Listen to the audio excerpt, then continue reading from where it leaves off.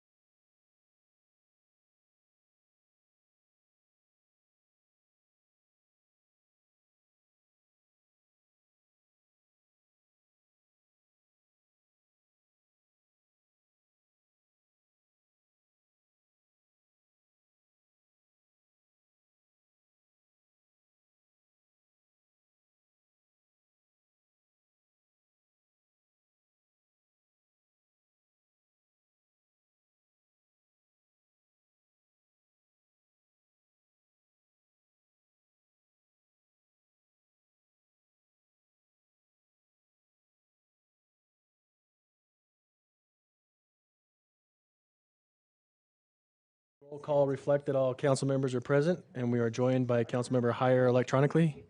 Rich, go ahead and say hello for us. Hello, everyone. Glad to be here. Thank you very much. First item on our agenda is a Pledge of Allegiance. I'll defer to Vice Chair Lopez. Please rise if you're able and repeat after me, please. I pledge allegiance to the flag of the United States of America and to the republic for which it stands, one nation, under God, indivisible, with liberty and justice for all. Thank you. Please consider joining us for a moment of silence.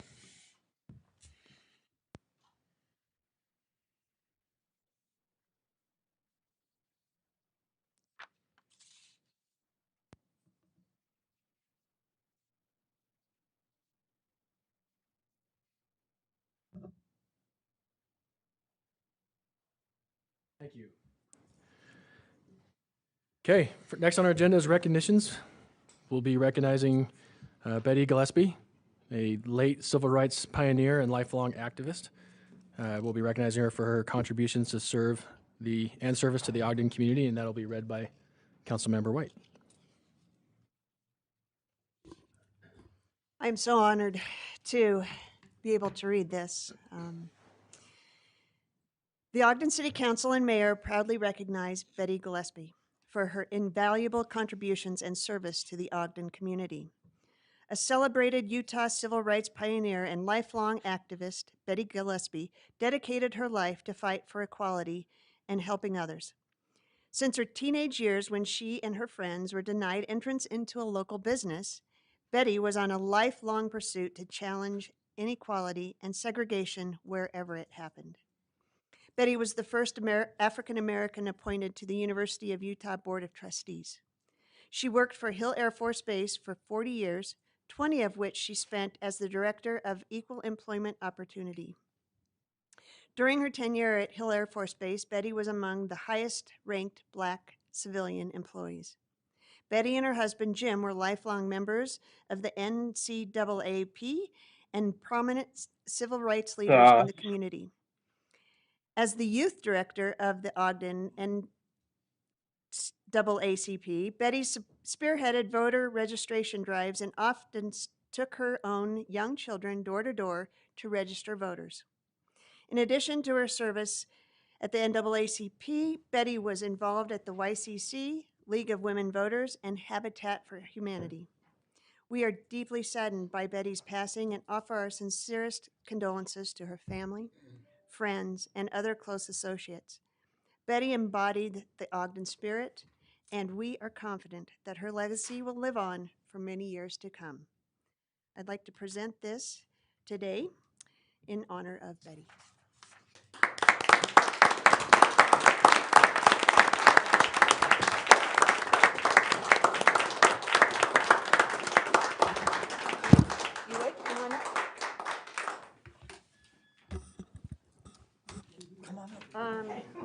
Wherever you want to start. Wherever you want to start.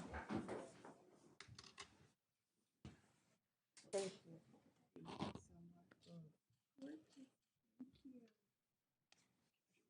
Come on up for a photo. Yes. Yes, I am white.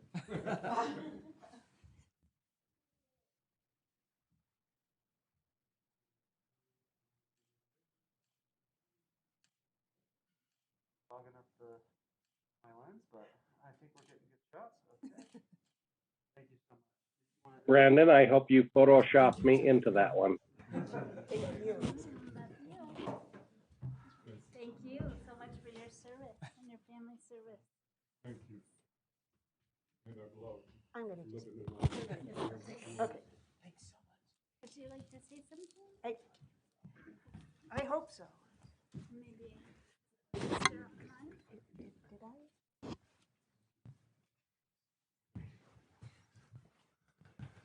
Yep, we are joined by Adrienne Andrews, granddaughter, and dear friend. So please.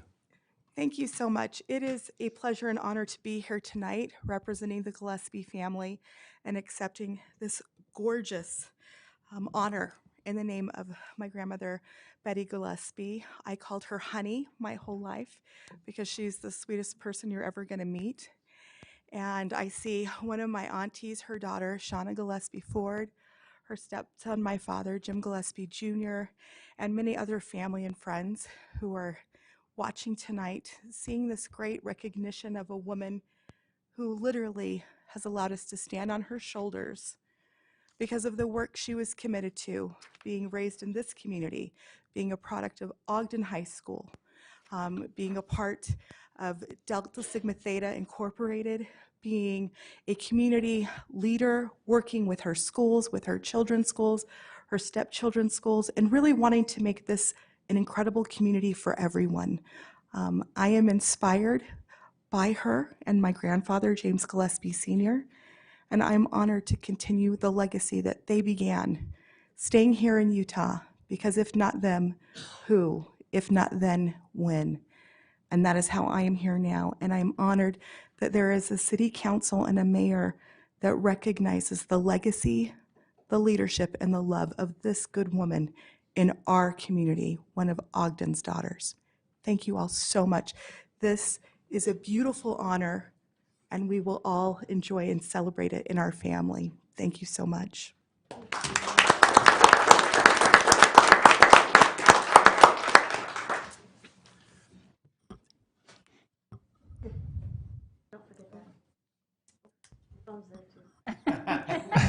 All of the things I will forget. But thank you all. Have a very productive evening, and thank you for the work that you undertake for the city and the people of Ogden. Thank you. Thank you. Right, Becca? See you, Adrian.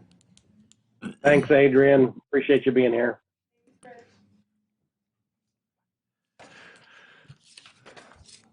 Okay. Next on our, I don't know if you all can hear me. I just want to Oh. thank the city council for doing this for my mother. We all appreciate it. Thank you so much. You're so welcome. Thanks for attending virtually too. God bless. Okay, next on our agenda is approval of minutes. We'll run through these pretty quick. Councilmember Chaburka, the tour of March 30th.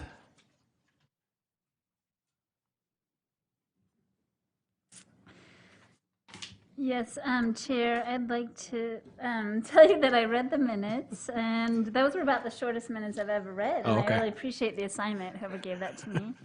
And those minutes of March 30th were correct to my recollection. I thought I might as well go ahead and do the next ones on my list. Is that okay? Sure. But June not messing 22nd, anybody up. 2021. Yeah, I also read those, and those were much, much longer, but I do still appreciate that assignment as well. And those were correct to my recollection as well. Okay. Next, we'll go to Councilmember Heyer, May 18th. Yes, Chair, I read those as well as the minutes of July 6th, and they were correct to the best of my recollection. Thank you. And Councilmember Blair, May 25th and July 13th. Yes, thank you. I read both of those minutes. Mine were not short like Angela's, but I did read those. And that was the regular meeting of May 25th, 2021, and the special meeting of July 13th, 2021. And those were both correct to the best of my recollection. Thank you. And to close it off, Councilmember White, the regular meeting of June 1st and field trip of September 28th. I had one long one and one short one. They were both correct to my recollection, and I,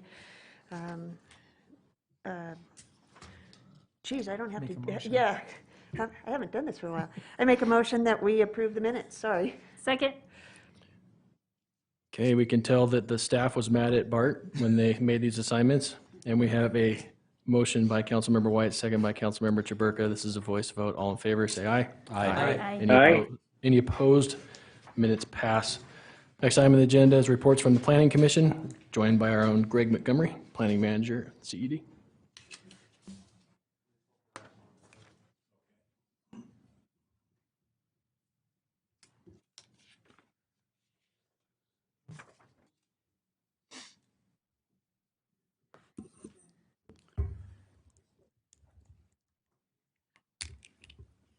We got it? Okay. Thank you, Chair and members of the council. This is a petition that had been filed, as you see by the petition number, in 2019. So it's a petition that never ends. The Planning Commission had reviewed this and in 2019, and the petition requested rezoning property that is the corner of 25th and Porter Avenue. In the petition, there was undeveloped land, which is about 41,000 square feet. Also, there was two buildings, which are office buildings, that one building, the office building, the petitioner at that point owned and included those two office buildings to look at a MU zone rather than the R3EC, which it is presently zoned. This property is at the juxtaposition of the CBD zone, which is to the west, and the Jefferson Historic District, which is to the east, and the CBD zone also is to the north. and then the development that has happened over many decades along Porter Avenue. Some other things that have taken place and other factors of this property is the bus rapid transit stop that is being developed now at the junction between the Baptist Church property and this proposed rezoning. That stop is being constructed.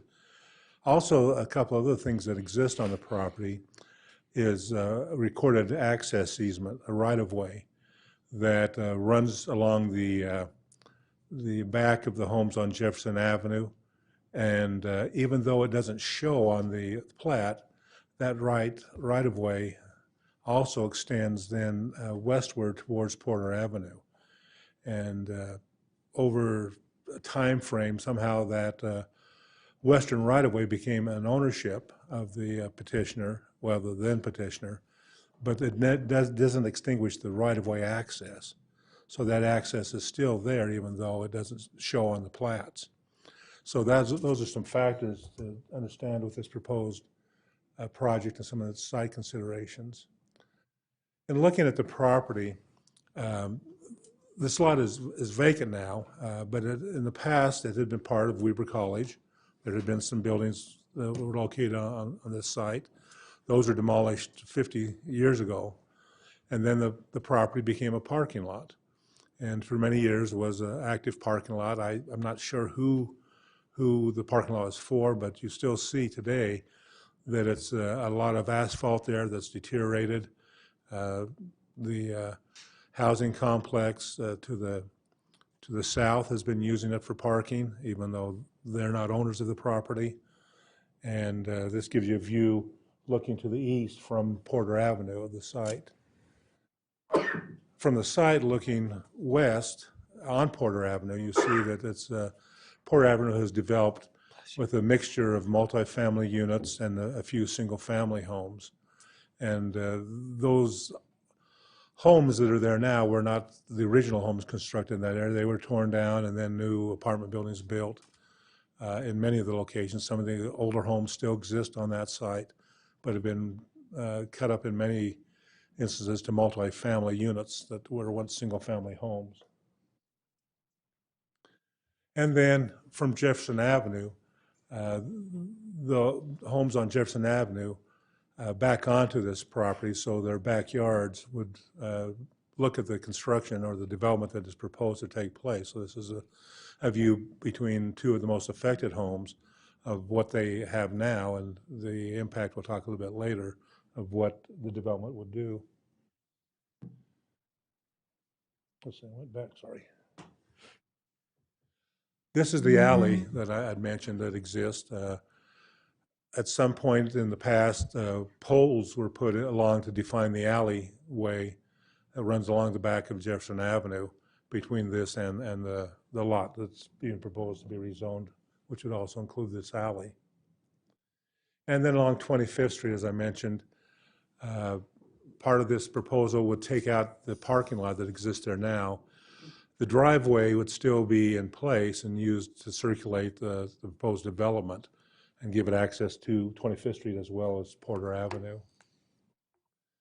So as I mentioned, this petition first started in March of 2019. The Planning Commission held a meeting to talk about this, the rezoning and the work that would be done. That was tabled. We had a neighborhood meeting on May 14th of 2019 with the neighborhood at the library to talk about the concerns. Some Planning Commission work sessions were held, and on August 7th, the Planning Commission then made recommendations to you to rezone the property to MU and to set development standards, both in terms of a zoning ordinance amendment and a development agreement. And we'll talk about those things a little bit later. What had happened then since that point is one of the big issues was the right-of-way and how that could affect the development or the proposal, and that until that could be resolved, the petitioner at that point wanted to continue and not forward it to the council to get that right-of-way worked out. Subsequently, after several months, the original petitioner then sold the property to a new developer who is still pushing the petition, as it still has not been acted on. And that is what it will be tonight for your consideration, though it is somewhat different from what the Planning Commission had recommended to you on August 7th of 2019. So this is the 2019 plan. It had talked for about 5 2.5-story townhomes on Porter, 10 3.5-story townhomes with built-in garages, and then an apartment complex that'd be 55 foot tall along 25th Street with 17 apartments in it and also some commercial space on the ground floor that face 25th Street. Through that time frame with the Planning Commission, you can see what changed on the plan from the March 16th, March 7th, March 6th, April 3rd, August 7th, the continual reduction of total number of units that took place each time the plan came back to what the Planning Commission looked at in August of 38 total units with a mixture of townhomes and mixed-use apartment and retail space. Again, I talked about how the delay took place on the petitioner's request. And what is before you tonight, again, is a modification of what the Planning Commission had recommended. The proposal now is for 28 total units, all being townhomes. The apartment mixed-use building is removed. So the total number of units proposed is 21 versus the 32 that the Planning Commission had recommended to you in August of 2019. That new site plan still keeps the basic concept of what had been reviewed.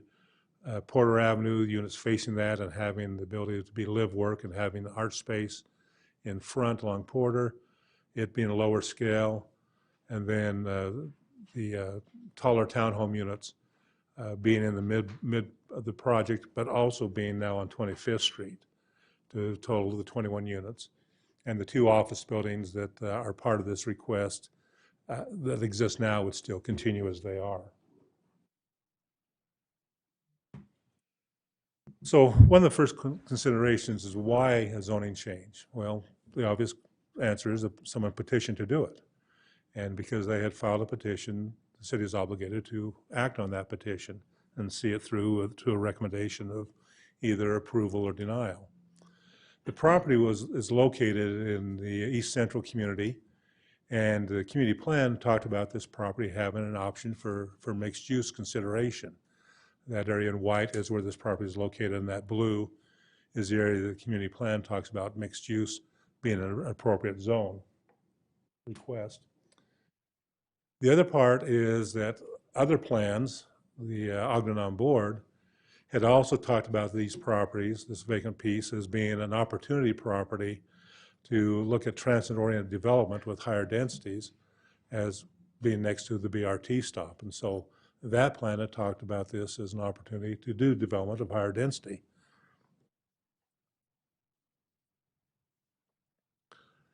So what is the difference between the R3 EC, which is residential multifamily East Central, and the proposed MU, which is a mixed-use zone? So the difference is the R3 zone would allow 13 to 18 units on the property. This proposal is for 21 units. The R3 EC zone would allow 4-story buildings. This MU proposal is 30 feet on Porter and 40 feet on the interior properties. And the proposal would restrict the uses that the R3 EC would allow.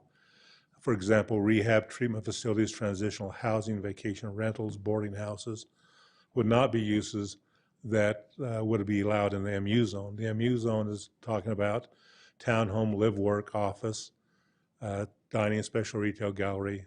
Those are all things that are, and I'll talk about a little bit later, in the MU ordinance. The specific request is for townhome and live, work. But you can see the difference between the two zones, the existing zone, what could be developed, and the MU zone of what is being proposed to be developed. Hey, Greg, can I interrupt for just one Yes. second, or would you rather I wait? I know some people were asking what live work means. So live work is the idea that the lower floor, not necessarily the lower floor, but generally it's the lower floor, is kind of commercial in nature, that the people who live above it could operate and run a small commercial business in the ground floor, or they could lease out that ground floor and live above it and have two different people operating, if you will. People live above and someone else operating some type of retail activity, which would be defined in the ordinance. So there's two options of what a live work could be. I guess I just have a follow-up question about that. So does that mean that they'd be required to have additional parking for whatever that facility is? In live work, it does not. Okay. And just so I'm clear, the live work aspect of it is not allowed in the R3EC? Correct. Okay. You could do a home occupation in the R3EC, but that means that whatever takes place there, there's no outside employees. It is part of the home, and you're not adjusting the home to accommodate a business.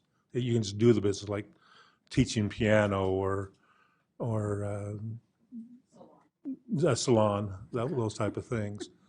Where in a live work, you could have other type of commercial activities, and you could have an employee, Okay. but you cannot have in a home occupation. R3EC. Okay. Any other questions on that before? No, and I was just clarifying. No, I'm glad, because this is confusing. And that answered my question on why it was. I was curious why it wasn't allowed in the R3EC, but that answered my question, so Okay. thank you. Yeah, Councilmember Hire and I had a long conversation about that. We were trying to figure out ourselves. Yeah, and he had called me about the difference between the home occupation and the live work.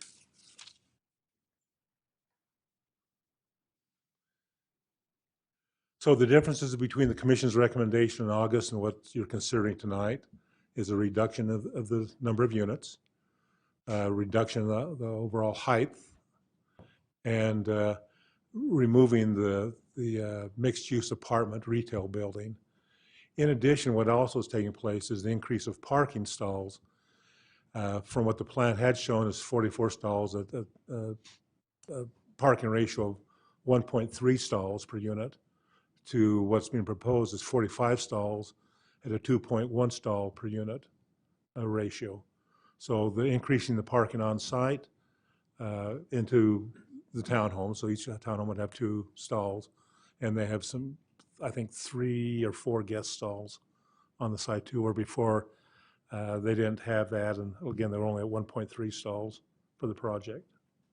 Greg, on the 21 total units, what's allowed in the MU zone? So the MU zone is negotiated. It's what the council's level is of comfort on the overall design of the project and the standards being established, and the comfort level of that is Okay. appropriate.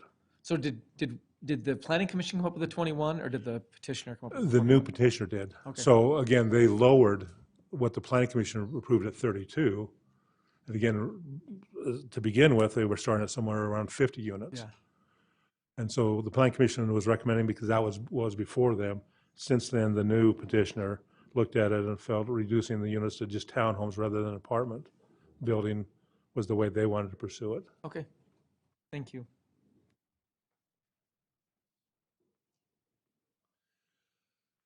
So these are some concepts of what the petitioner has given of the designs of the buildings. This would be looking at the live-work area on Porter Avenue. Again, these are at the 29-foot height, and we'll talk about the art on the side of the wall in a minute also.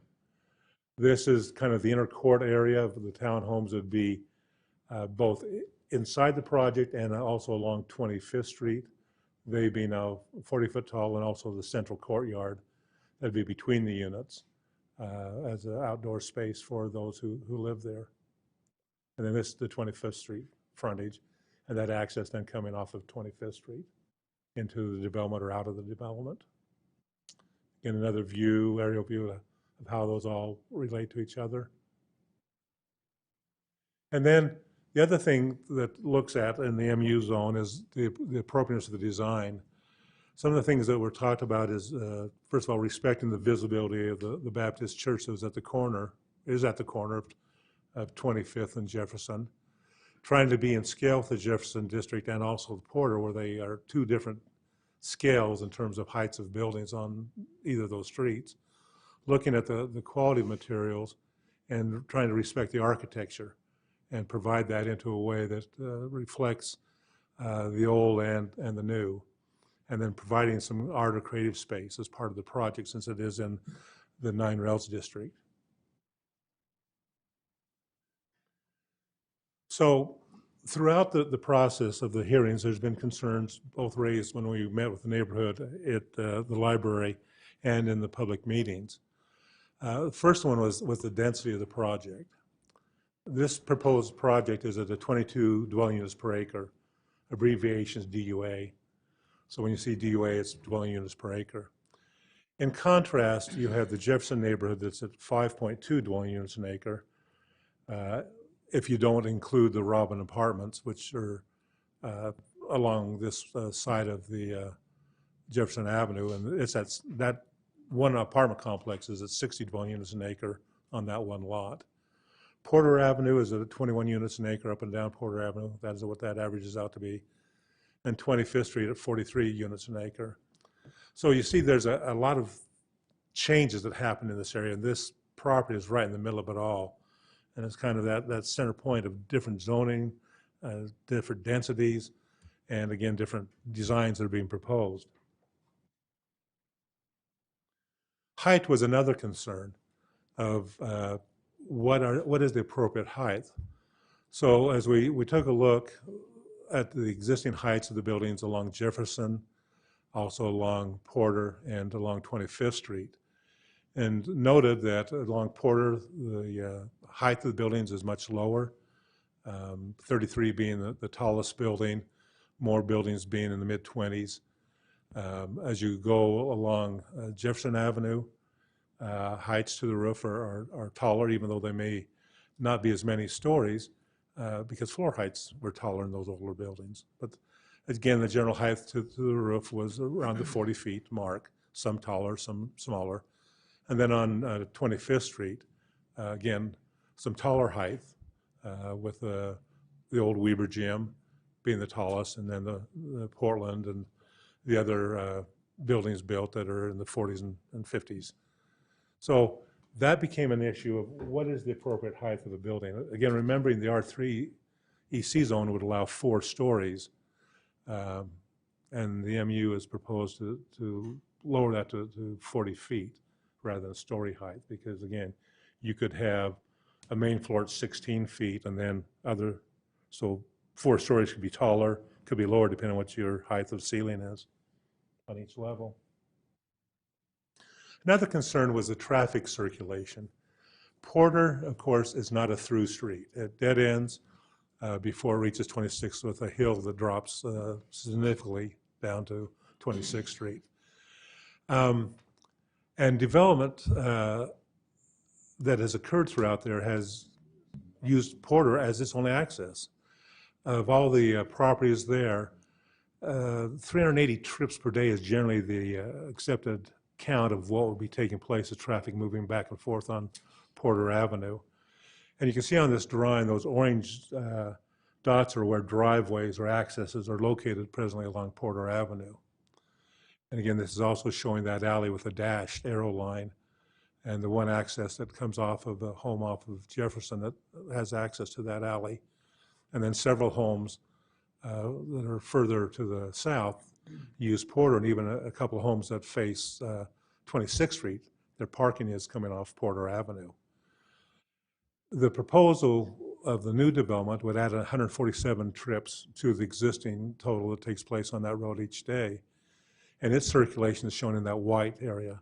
So they would have 2 access points, both using Porter, which everyone else is restricted to, and also now adding 25th Street as another access for this development to be able to move in and out. Greg, I have a question about that. Yes. I don't know if you're going to cover this later, but do you know if there's been any discussion about making it kind of a one-way through or something like that versus letting the traffic go both directions out of that development? Out of the development is 2-way.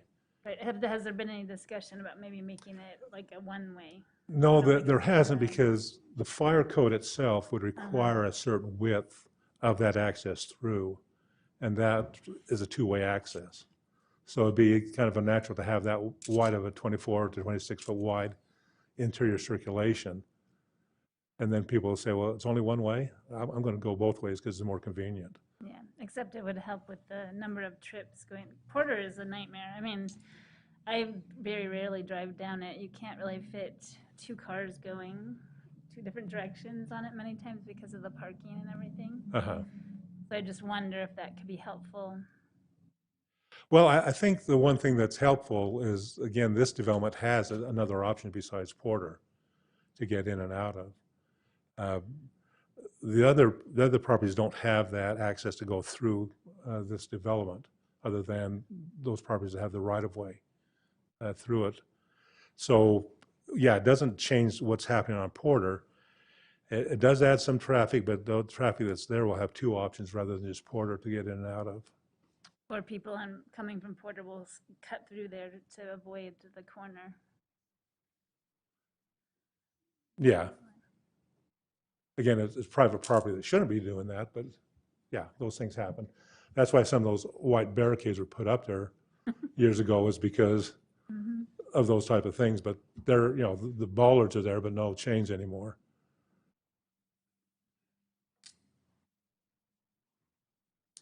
And then this gets to what you talked about, traffic patterns on Porter. Again, it is only local traffic. There is no through traffic unless the only thing you're going to Porter for is you live there or you're visiting someone on Porter. It does not fit into any circulation pattern of the city to add anything to relieve traffic from anywhere else. The pavement width is 24 feet, and oddly enough, many of the things you'll read about talk about reducing pavement widths to these type of things to help slow traffic down. In this case, it's been raised as a concern that it is too narrow. One of the things I think that's important to understand is we have many streets in the city that are this width, that are, again, one end streets. They don't go through. And as we look at them and as we work in situations with parking conflict, the parking increases, as you mentioned. In this picture, there's just a couple cars and a FedEx truck down the end that's making a delivery. But the thing that happens is if more traffic gets here, the requirement will probably be issued by the fire marshal with the street being no parking. Because in order to meet the fire codes, really they need a 20-foot clear path. And we're already working on a couple of streets right now to have no parking signs put on, because now the parking has become a nuisance to the fire department for access. At this point, they haven't deemed that, but you know, this could be one of those situations where the street would be restricted, no parking on the street because of the width of it. But the width isn't wide enough to allow two-way traffic, albeit it may be slow, albeit you may have to make considerations of waiting for other things, but those are some of the things, as you read about, other cities are trying to encourage to happen and to slow people down so pedestrians have better visibility and safety as they try to cross the street, and to help, again, reduce overall maintenance cost and reduce the speed that takes place along the street. I would assume that would need to happen before the development, right? I mean, seems like it's kind of a chicken and the egg situation, because if there's not enough space to pass through there for a fire truck and you've already built the development, then that's when there's more likely to be a problem, right? So would that happen at the same time as the development's being put in? And talking with the fire marshal, he would say that'd be one that'd have to weigh to see what become the problems. He's hesitant, and I'm putting a word in Kevin's mouth now, but hesitant because there has not been a real concern that he's seen or heard from as some of the other streets where they're taking action now. Yeah, well, he should come on by. Well, right now he can't with the construction, but yeah, with the new retail establishments right there in the Argo House and other things, that, I mean, this is very unusual to see this street with no cars on it like that. Yeah. Usually they're on both sides. And, you know, come at nighttime, that will take place, yeah. The other concern was parking. Again, as you mentioned, some of the other uses do not have adequate parking. And we looked at the parking of all the existing developments out there, and they're all somewhere around 1 to 1.5 stalls per unit. The Argo House is an example that doesn't have any parking. In this site itself, there are offices which would have 24 parking stalls at the 1 per 300 ratio requirement of the ordinance. They would comply with the ordinance. The new development would have 46 stalls, 2.1. That's a little bit higher than our ordinance requirements. And so for this specific project, it has adequate parking that meets all the ordinances. It has more parking that will be provided where the other properties don't even meet the ordinance in terms of parking. So this would be a little different scenario. Yeah, no, I do appreciate that they have 2 stalls per unit. I think that's really good. Just the other traffic in the area, that's the challenge, right? Yeah.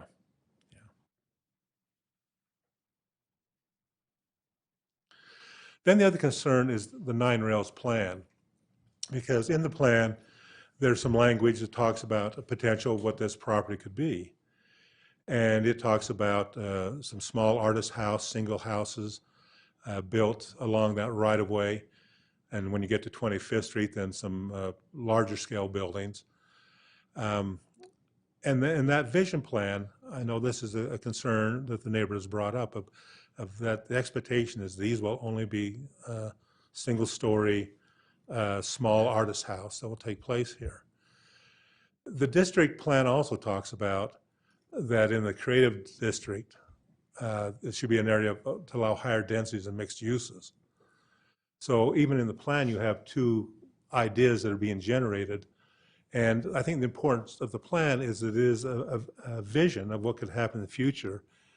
And then as projects come forth, the evaluation takes place of what is the most important, what is the consistent, both with the community plan, the Ogden On Board plan, and the 9 rails district. So you got 3 different plans talking about things that should be taking place here. And determining what is then that appropriateness. Of course, since this is private property, we have to look at what is the petitioner desiring to do and what is appropriate. Those are the considerations. This is not a city project. It's not something that the city is proposing. And so if someone comes up and says, well, we can make it work for small single-family homes, that'd be an option someone could consider, but it has to be a petition. It's not something the city said, you have to do it this way. The vision is saying, how do we make these things work and be compatible with all the goals and policies that exist, both in the 9 rails and the Ogden On Board and the central plan. And then, of course, protection of the Jefferson neighborhood. It is a historic district, and with any historic district, there are boundaries where it then comes against other types of development. This kind of shows the layout of how it sits in relationship to the district. And of course, the 2 most impacted properties are noted here on Jefferson Avenue, the Toon and the Gravis property, because they have direct views into this development. To the south, you have the apartment building along the district, and then as you move further down, you have other structures that don't give the, if you will, the full direct view as someone who lives right behind what this proposal is. So that is a concern of how do you become a good neighbor in the proposal. This is that idea of what you see now as you look between those 2 homes. And this is what would be in that lot that they'd be looking at if this project were to go through as proposed. So you see they would be looking at the back of these units with their garage doors. There would be requirements, of course, for screening, fencing, all those type of things, but still the buildings would be there, and that is completely different from what has been used to for 50 some odd years, where it's just been a vacant land or a parking lot. So that is a concern of how you make things compatible and work between the transition of the two uses. And then the final one. Can I ask a question, Greg? Yes. When we have 2 different zones that abut one another, we do have some guidance that gives us, how the screening works and those kind of things. But I don't know that there's anything that talks about how to abut a historic zone. And I was wondering if there are any best practices that we could look to, or, this is a concern. I kind of get it. It's certainly those two neighbors' concern. I just wondered if there was something that we could look to elsewhere that might give us some insight into best practices, or something that might guide us here. Well, one of the things we've tried to do, and just I'll say locally first, is when we did the R3EC, we set some design standards that at least would try to respect the historic character of the entire area, and not just the Jefferson District, realizing that you got the Jefferson, you got the Eccles, and trying to make those transitions. I think one of the unique things here, and generally in most historic districts, is that in their location, there's something unique about the architecture, but in many cases, the buildings were built long before they became a national district or a local district. And so there's not a lot of provisions of how do you construct on vacant land next to those, because generally they were all developed out. And you'd have an infill project here or there where a building might be torn down. And you look at what had taken place with some of those buildings that exist, say on Porter. Again, it wasn't a district at the time, but you have some historically appropriate homes there. But at the point, as people infilled, there really wasn't a lot of consideration. So we tried to, in our East Central standards, get some design criteria at least to have some of the same vocabulary of building design, even though that we knew there'd be new construction. So I haven't really seen, because again, the context of how they develop has always been, most of it on either side of the district or outside the district has generally been developed. And it's only a small piece here or there. And so it's trying to say, how do you look at maybe setbacks? How do you look at some maybe design features that may be sympathetic? But I haven't seen any real good standards of consistent transition. This is how you make that jump. It's more saying backyard to backyard, step back to step back, and trying to, if your ordinances are made to fit into a historic context, respecting that. But where you may have had a commercial property right next to a residential property, I haven't seen any real standards anywhere that I know of. I appreciate it was just a thought that kept circulating through my mind. No, and I appreciate it's a good question. Yeah. Well, and I think. Thank you. Oh, sorry, Rich.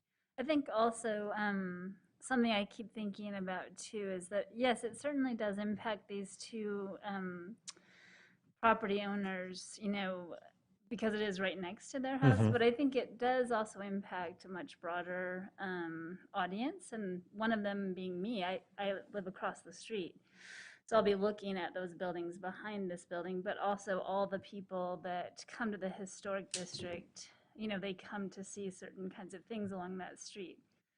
And this will be in view, in their view too. So I guess I just want to reiterate that although these two neighbors are very heavily impacted and they've been very involved in the process, it actually does impact the larger area too. Yeah. And that's true of, any development that happens around the perimeter of that district, whether it be to the north, the south, the east, or west. Those type of things do take place. But yeah, these two properties really have the biggest change, because there's nothing to hide it from them. It's their backyard, and it's what they're looking at. Where others have, buildings to block, and you get openings, between the buildings to see. But here they don't have any of the buffering that would normally take place. The other thing about the buffering, and maybe this goes, Rich, to your comment too, is that generally when you have those different zones or different things taking place, you have, of course, the screen fence, which gets at the ground level as far as enjoyment of your backyard. But then you generally have some type of requirement for trees and a space between. Well, the alley is right where normally you would have trees and a landscaped area. And so you can't apply that here because that alley is right there. And so that takes away one of those buffering items that generally take place. Then, as I mentioned, the final item of concern was access to the right-of-way, and that right of access must be maintained. And while the area that's kind of in the orange and gray stripe is a right-of-way that exists, though it doesn't show on the plat, it is still something that needs to be mutually agreed upon if there's going to be adjustment to its location. And the alley, as it now exists, as kind of beat up dirt area, would be paved along the development, so it would be an improvement that way. But again, unless there's a mutual agreement, that will alter the design of what could happen on what happens that east-west right-of-way access. So is there any design that could have a buffer, more of a buffer?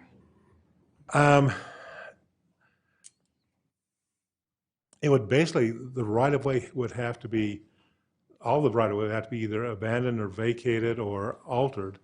And the problem with altering is as you go to the south, it's still a straight line. And then it wouldn't line up in terms of circulation to get to all the properties. Also, they would have a jut and not have that right of access to it.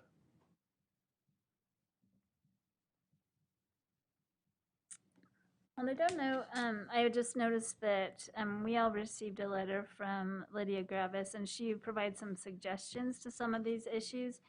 But I noticed that you're actually not on the letter, so I don't know maybe if I should ask you about her suggestions or if I should ask the developer directly. Do you have a preference? Probably ask the developer. Okay. Yeah.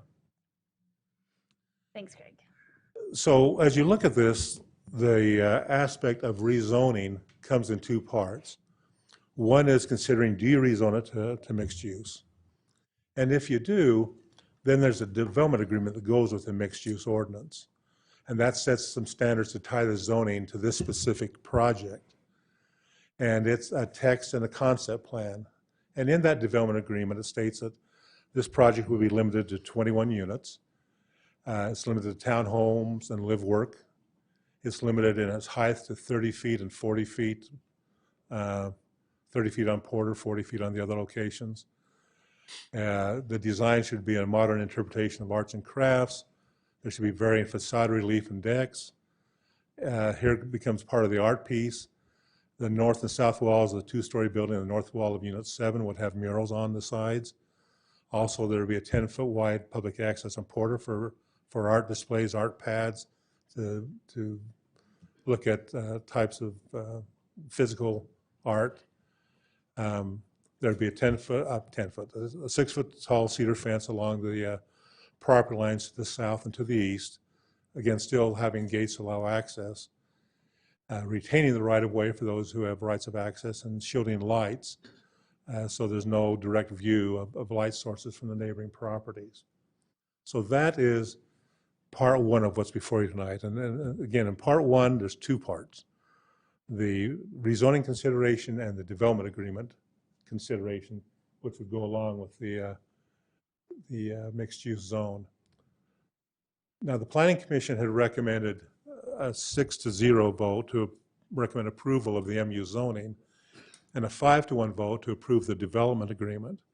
The one vote against the motion noted that they felt while things were moving the way they should, it was still not there where they felt comfortable to recommend it move forward. I'll just jump into the next part that's on your agenda too, so you have the whole thing. So the other part of your consideration is actually a text amendment to the MU ordinance. And that is, again, as I said, the history. That was finally made a recommendation on August 7th. To also amend the text of the MU ordinance. And why is there an ordinance that goes with a rezoning and also a development agreement? It's because it also establishes what are permitted uses, what are standards that are very specific rather than what the development agreement has, which are general concepts and principles. The MU zone also, in this consideration, is taking in 2 office buildings and not just the townhomes. And so the MU standards apply to the office buildings, but they are not part of a development agreement.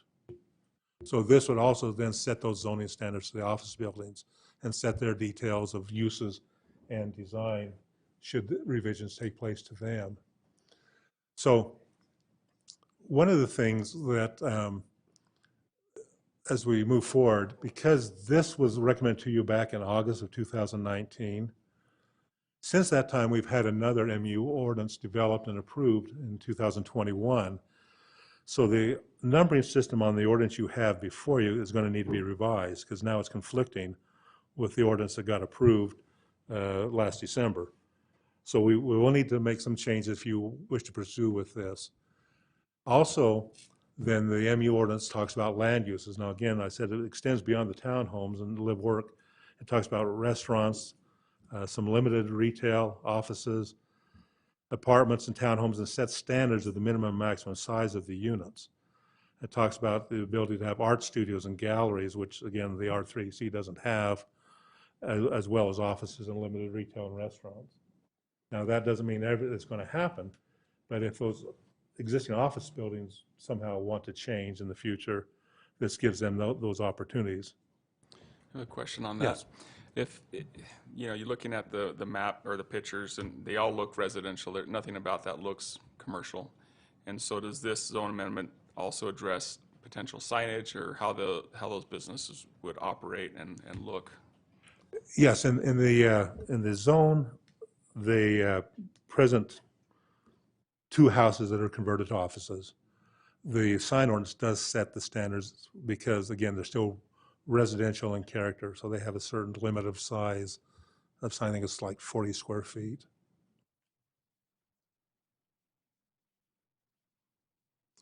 The other thing in the ordinance itself talks about setbacks, minimum, maximum 15 to 25 feet on 25th Street, 15 to 25 feet on Porter, building heights. Here's again another change because the ordinance that you have before you was again drafted with a 2019 plan. And so if you decide to move forward with this, we'd be revising the heights, taking out the 55-foot height and revising it all to the 30 and the 40-foot. Also revising the parking standards from what was in the ordinance from 1 and 1.5 stalls per unit to 1.5 to 2.2 stalls per unit. That's another change that would have to be made if you want to pursue the ordinance that would go along with this rezoning. Open space sets at 8 to 20%, screening fences, garbage screening, recycling screening, controlling the lights so they're not visible to the adjacent properties. And in the building design, it talks about a commercial or mixed-use building, use of brick and hardy board and stucco, both for commercial and residential. Roof designs being gable or hipped, so it's not a flat roof.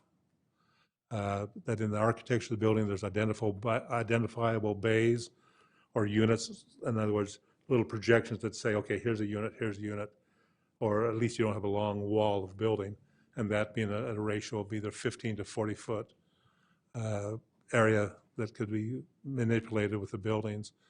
And the buildings being oriented to the street, the front doors to the street, or an interior courtyard. And again, with this recommendation, the commission also recommended it 5-1 to approve the text amendment. So I know I've given you lots of things. Any other questions you may have? I have just a clarification of the noticing. So I was trying to figure out the right word. The noticing, some neighbors said they didn't get the notice for this particular meeting. I did get one, so I was just curious, number one, is it only owners of the property? Would renters also get a notice? Well, normally what happens, when we do the notices, we do it to the property owners and the renters. Now, when it comes to city council notices, they generally pull off the list that we developed back in 2019. And so I can't speak of what took place with the noticing that took place now, because The plan office doesn't do that noticing. Oh, yeah, I forgot about that. There's the difference. So the planning notice would have been sent out to your list when it was at the planning commission. Uh-huh. And then And the generally, city- the yeah. recorder's office uses the same list we had generated. So I don't know the differences would take place, but Yeah, that's just my only concern with having a decision made tonight is that some neighbors said they didn't get the notice. And I just found that out, so. okay. And we definitely could pull out that printed list to see, you know, what the differences between the two. There shouldn't be, but Yeah.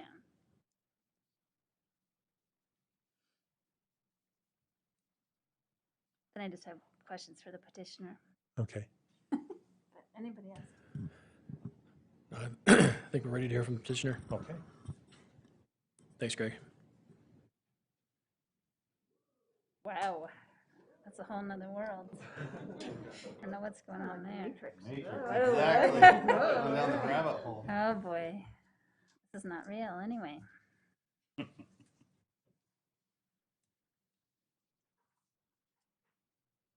Is the petitioner here? Yeah, I think he's online. Is it- Brandon, is the petitioner online?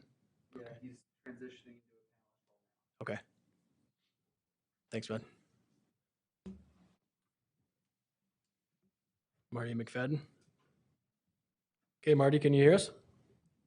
Yes, hi, can you hear me? Sure can. Yeah, if you could just share any thoughts you might have for a few minutes, and it sounds like we've got some questions for you too. Sure thing.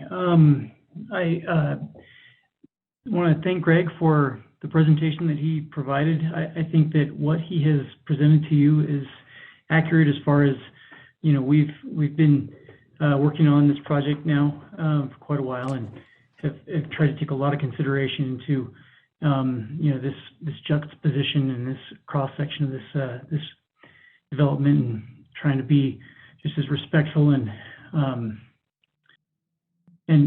considerate while still making a project that pencils here.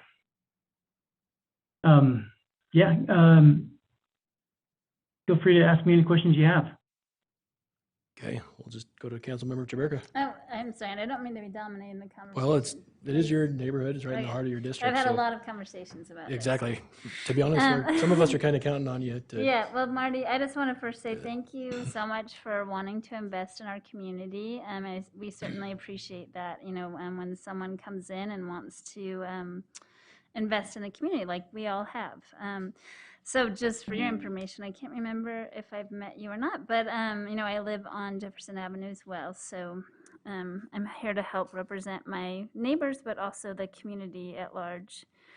So I just have a few questions for you, and I'm sure I probably already know a few of the answers, but just to make sure that we're addressing them on behalf of the community members. I was wondering what considerations you had made about the traffic, the cycling, and I know Greg explained to us about the fire marshal, et cetera, but there's definitely a concern that some of the neighbors had, and I didn't know if you had any additional thoughts about that, or... So I've spent, you know, several hours having conversations with Fire Marshal Brown, Kevin Brown, and reviewing the site plan. And having those 2 points of access is critical for, you know, fire protection in that area. If I had my druthers and could maximize, you know, the space that we could build on and reduce the amount of infrastructure in a road, right, I'd be all for it. But I think that, you know, to answer your question, the access points are something that was dictated to us, and you know, I think something else to mention is that the easement that currently exists was really one of the controlling criteria for how we developed the pathway of our road. If you recall, the S in the path of the road, that S was specifically designed to accommodate being able to give the eastern neighbor, the Tunes, access to Porter and 25th through our development. Great, and so does that mean then you have resolved the access issue and made an agreement with them? So yeah, at this moment, we've had a chance to meet in person a few times, and I've shared with them a replacement easement that reflects the pathway of the proposed development. It was indicated to me that they are grateful for the changes that we've made, and I feel like we're honing in on getting that. They have their legal counsel looking at that at this time, just to make sure that that easement all makes sense to them. And Greg, wasn't that part of the MU that we would be approving, that they would have to have that issue resolved? Just wanted to make sure. Okay, I have a couple more, so I apologize, but I'm going to go ahead. The other suggestion that the neighbor made, which I thought was an interesting one, was looking at the roof line. Now there's kind of a flat appearance, even though it does have the pointed dormers, and I know I'm probably not using the right terms, so I apologize. But she had a suggestion. I don't know if you had talked with her a little bit about kind of echoing the roof line to be more in kind of the triangle points across the whole thing versus having the flat line. So yeah, I have had a chance to speak with the Gravises as well, and she had mentioned that to me. I gave her the commitment that I'd take that to my architect and see if that was structurally possible. I haven't gotten that back from my architect yet to see if that is possible, but we have a meetup on Thursday morning, and hopefully we can see what we can do there. But yeah, we're trying to make sure that it's, number one, structurally possible. Yeah, we definitely want it to be structurally sound. That's for sure. And then finally, the question was perhaps if there was a possibility to reduce the height of the buildings that are right behind the Tunes and the Gravises, so it was similar to the Porter houses, and I'm not sure how you responded to that.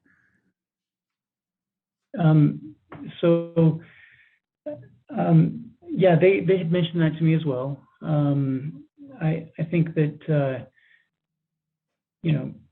I think kindly we've reduced this plan down several units from what was approved prior, and I think that while we could technically we could cut down those units by one floor and make them lower, and that does reduce our ability to sell those for what they could.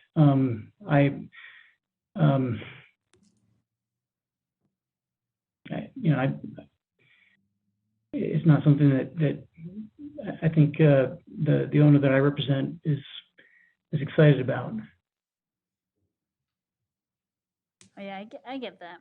I was just curious. I think And I think maybe another point to consider here is just point of view as you're looking at the buildings. Number one, as the views from the road on Jefferson, there are outbuildings in the backyard of the Tunes and Gravises that make it so that the garages are mostly screened already, and so what you do have in view is a facade full of windows. There's a lot of daylighting in these homes from what you may have seen in the pictures, but also too, the peaks of those homes.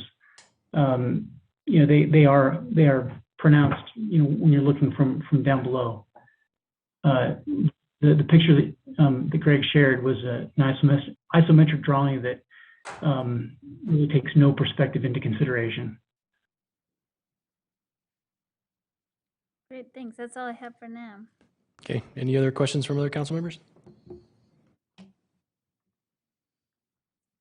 Okay, Real quick, Greg, the homes that, it seems like some of the parking on those homes on the west side of Porter, is there any other parking available? If that gets made a one-way street, are we displacing people that wouldn't have anywhere to park and that live there? Well, yeah, if you made it one way, there'd be no way to go another direction. Right, not one way. What I mean is But- the no parking. What I meant by, yeah, what I mean is if they had to, for fire code, turn that into a no parking street, are the people that currently park on that, are they just parking for convenience, or is there parking elsewhere on those buildings I'm thinking on the west side? Well, I'd use parking in a loose term. There are dirt areas that they do park in. Okay, There are paved parking areas, but you'll notice that most times, because they're in the back, people will park in the front because it's easier to get to the units and go around the back and then come around. okay, And so while there is parking, I mean, it definitely could be improved and could be better utilized. It's just a very inefficient parking that takes place on that west side. And again, to get around to some of those buildings, people, as a matter of convenience, say, I'm not going to walk around the building, I'll just park on the street. just park on the street, yeah. But there is an option for them to park. Yeah, but It's that would be not- an investment on those property owners to make the parking. Okay, thank you. okay, any other questions before we take public input? Okay. This is your opportunity to address the council on this item. If you care to address the council, please state your name for the record and limit your comments to 3 minutes. We'll have Brandon pull up a timer for us. We're having login issues on the iPad up front. So.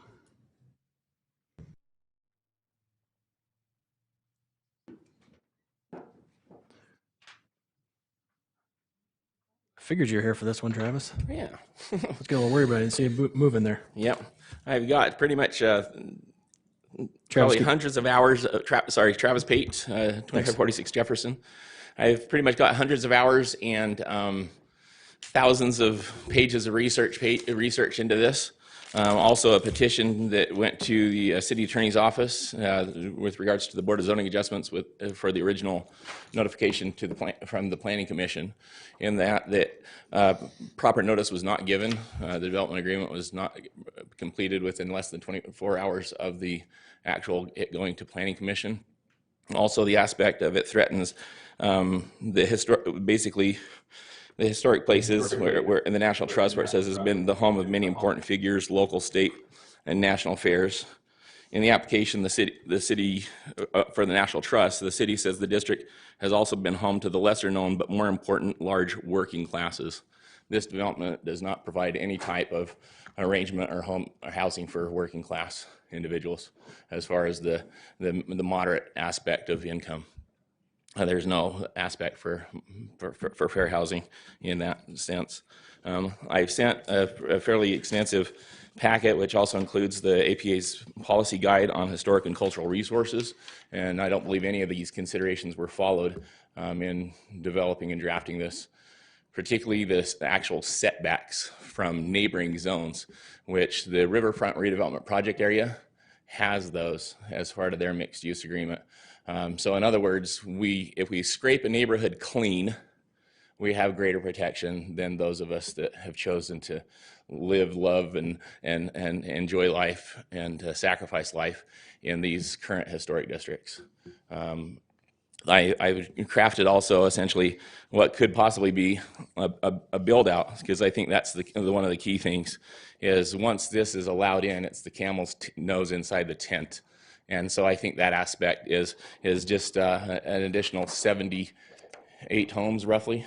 So if you actually just go by the property that's accessible from Porter Avenue and use their exact square footage and what would possibly be approved tonight, it would be an additional 78 townhomes, which essentially puts it at 99 homes in the development, 2.2 parking stalls per unit, or 2.1. The two are garage, or in-house garage. So where does the customer park? Where does the .1 customer park their car? And there's no minimum requirements for how much of that workspace is live space versus workspace. So the commercial guidelines for parking, how much parking is per square foot each commercial unit has to have is not taken into consideration. And the other aspect is the approval tonight is conditional upon actually speaking of the right of way, not an easement. It's a right of way that's been there since 1890. Thank you. Chair, can I ask a question really fast just to clarify something Travis said? Sure. Yeah, When we're you can. talking about the 99, do you mean if like all the other little houses got taken out? Bulldozed, because there's Okay. currently no protections on any of that property with regards to historic landmarks and preservation. Okay. I brought that up with regards to the Crittenden home, which is the city's first YCC, the first rape crisis center, that many children wouldn't even be alive if it weren't for that Crittenden home. And yet the original plan just bulldozed it. Okay. And the current plan, anybody else that comes in there could say, oh, let's do some land banking and bulldoze the rest of the neighborhood.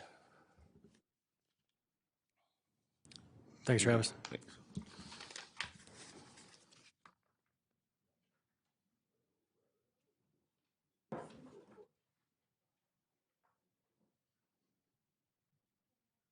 Hello. Hello, Cindy Toon. I live at 2529 Jefferson Avenue. I have a vested interest in this meeting this evening, and I've taken some notes, and so it's going to be a little scattered. I want to impress on you how unique the historic district is, and it should be protected. It should not be have other things imposed upon it. We can't move the historic district. It's been there for 135 years. You know, my home has been there for 135 years, and I can't just pick up and move it. So I have, as I said, a very vested interest in what goes on in the lot behind my home. When I go out into my backyard, I don't want to see 3.5 or 4 stories looming over my backyard.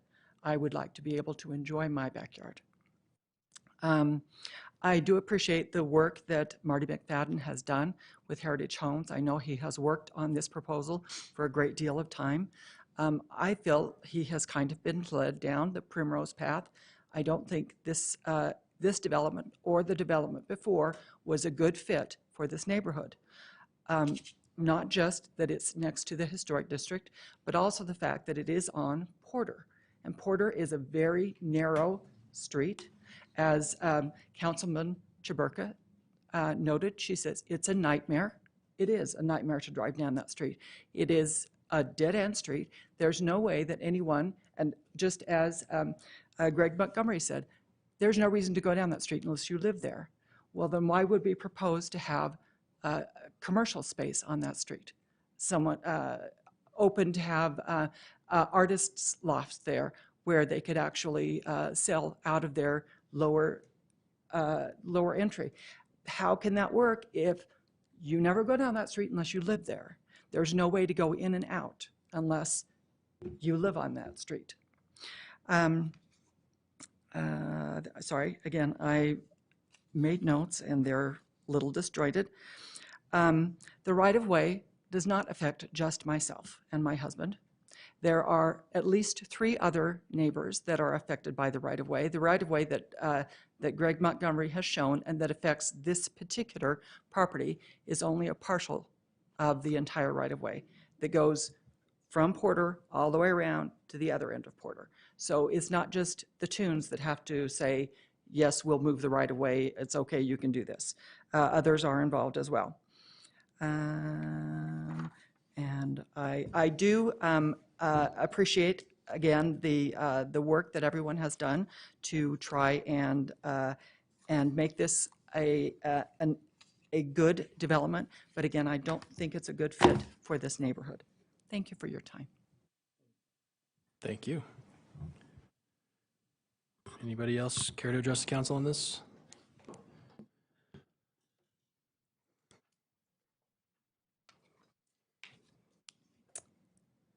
I am Deborah Darrington, and I am at 2555 Jefferson Avenue in the Hiram Spencer Eccles Mansion. I am also owner of the Weber Club, which is Leroy Eccles' home. I came into the Ogden area in 2007 and made my first investment and loved the city of Ogden so much that I purchased that home in 2013.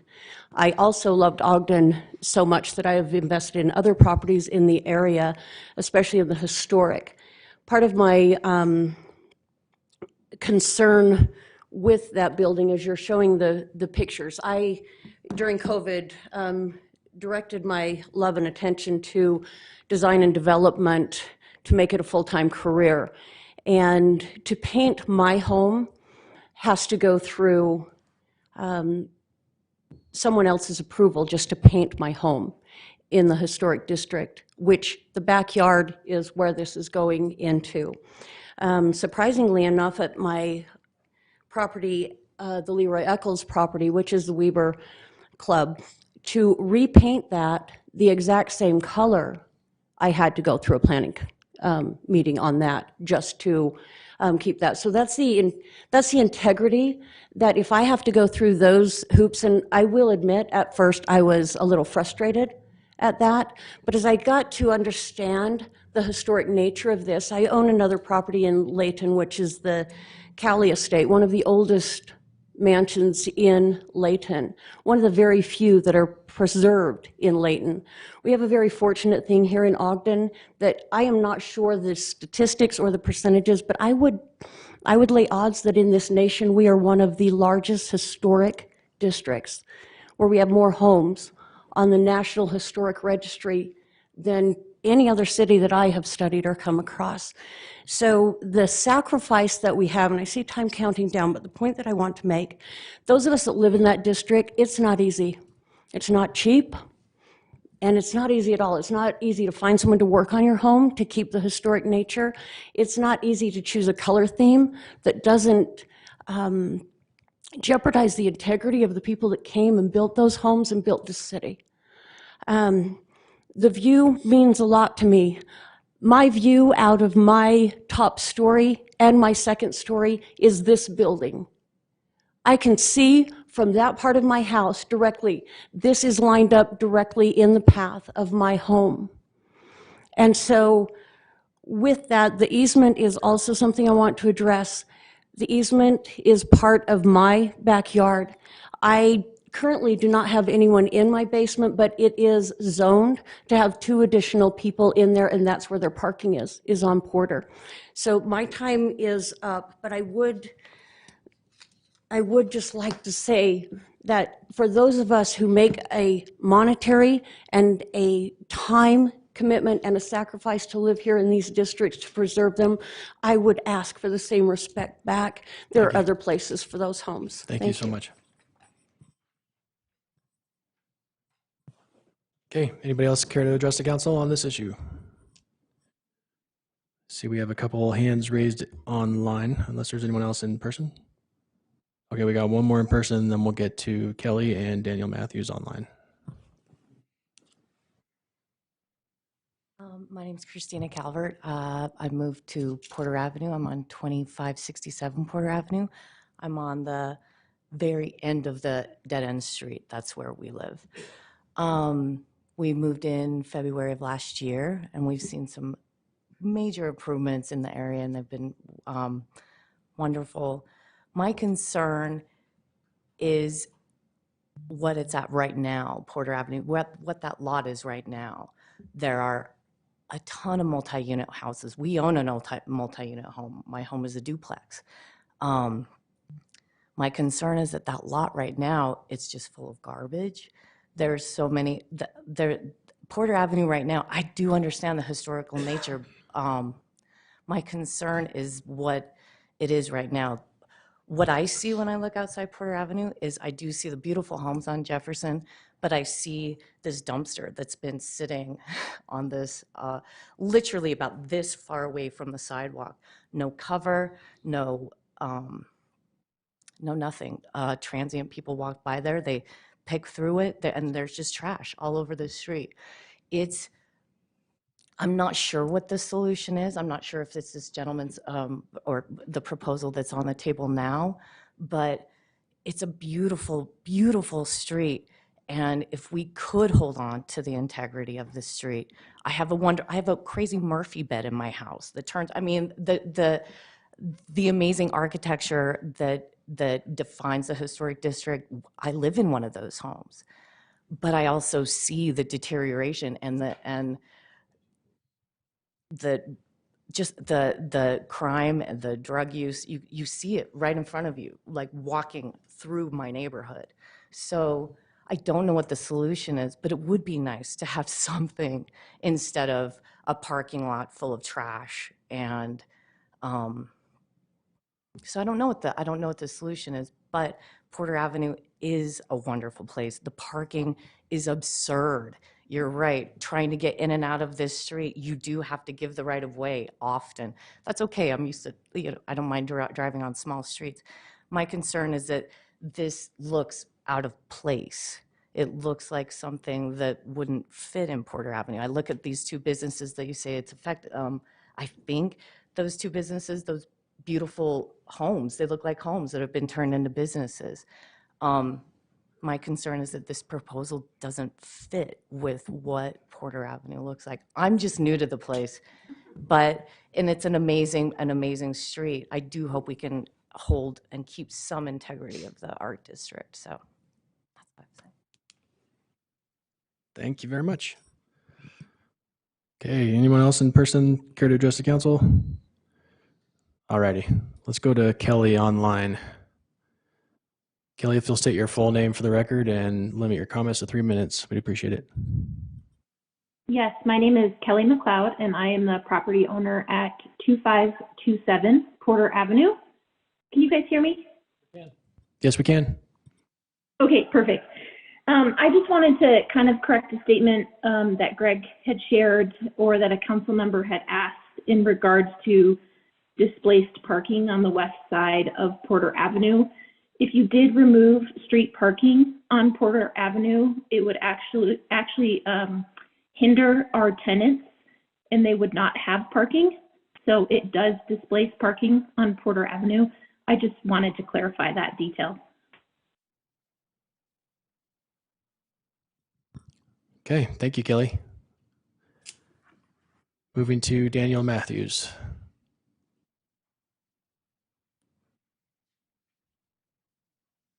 Thank you, Chair. Can you hear me okay? Sure can. Go ahead, bud.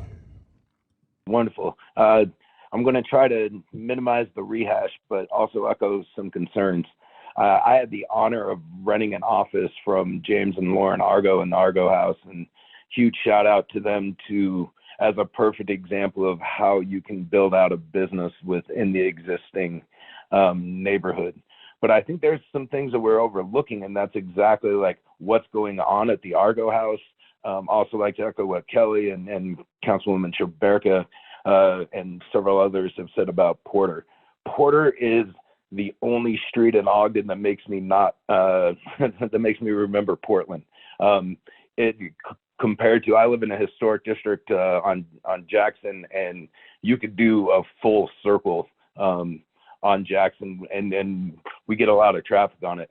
Porter has several homes, several businesses that are currently existing there.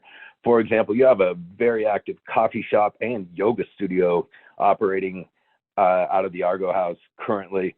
You have another flourishing coffee shop up the way at Cuppa with very limited parking. You already have tenants down Porter who don't have driveways and don't have access. Plus, you have a bunch of apartments back there. I think you really have to be aware of, and maybe go over and check out how tight and narrow Porter is. You can't simultaneously fit two cars going in opposite directions currently down Porter, especially if there's people parked on the street. I would also like to know, I'm curious how we got into an either or binary situation here, where we either have almost a dumpster fire in a vacant lot or this development. I think people have mentioned it, but I'm surprised that there isn't a part of the Planning Commission that is just dedicated to regulating buffer zones. And I think maybe this is part of the growing pains that Ogden's going through. Like, if we can't hold the historic district that sacred, I don't know what we can hold sacred in Ogden. I don't know about y'all, but I drive people when they come to visit Ogden, I drive them in between 25th and 26th on Jefferson so they can really see the scope, the history, and the beauty of Ogden. I think this development, the way it's currently laid out, would interfere with not only the feel and what the push is within the Nine Rails district, but what currently exists as the historic district. It's interesting to see also the disparity, like how I think somebody pointed out, as somebody who lives in a historic district, the hoops and everything I have to jump to simply to change the color of the paint on my house versus it seems like what new development is allowed to do. Thank you guys for your time on this. I truly appreciate it. Thank you, Daniel. You are skillful on your time. That's for sure. Okay, seeing no other hands raised. Comments, discussion from the council?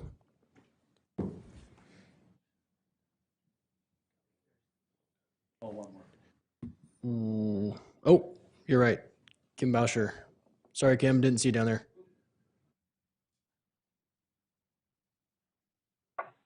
Hi, guys. Can you hear me? Okay.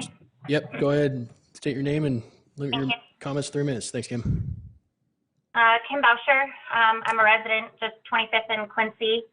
I'm also with the Ogden Downtown Alliance. Kind of piggybacking on what Daniel said and also what Greg referenced, you know, the Nine Rails Creative District, the master plan does call for some change in ordinance to Porter, is specifically called out, 25th and Porter is specifically called out in that plan. And I agree with the neighbor who referenced, you know, there's currently a dumpster there and something does need to happen, but I think we're kind of coming at this from a weird position where it is that either or, and instead of looking at an overarching rule change or look at opportunities, so we have more of that micro housing, micro creator space that's like called for in that plan, and having glazing and siding plans and all of those things that match in.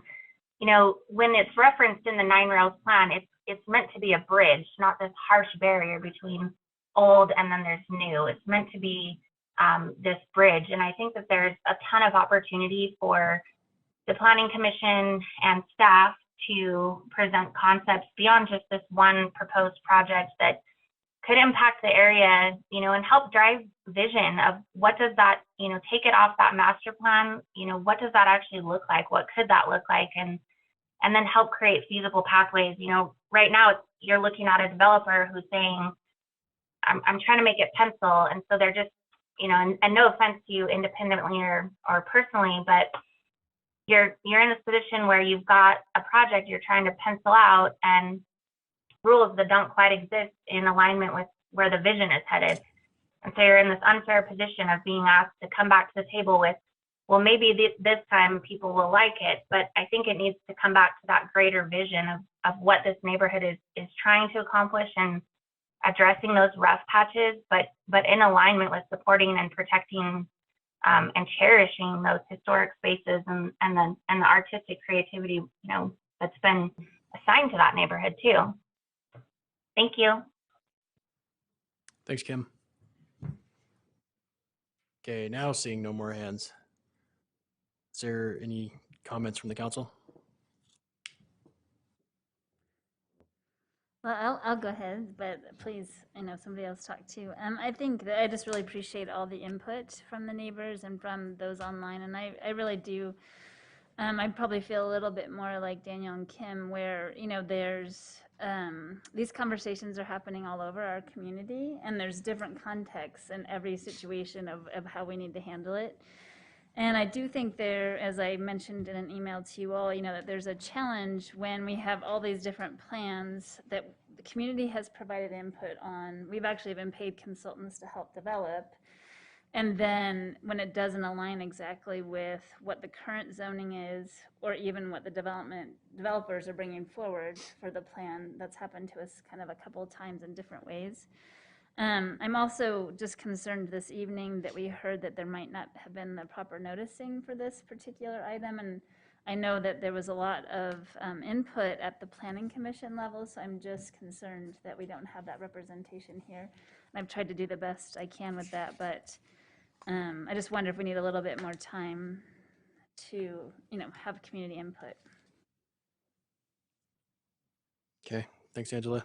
Any comments from other council members?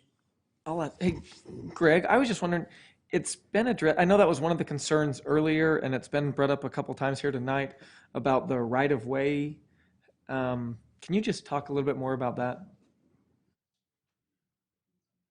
Mm-hmm. Is it an easement? Is it, what is it? Is it?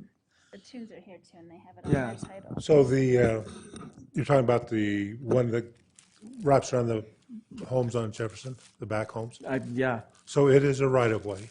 Okay. It is a set apart saying this is right of access, and generally titles of property will tell who has the rights to use that right-of-way.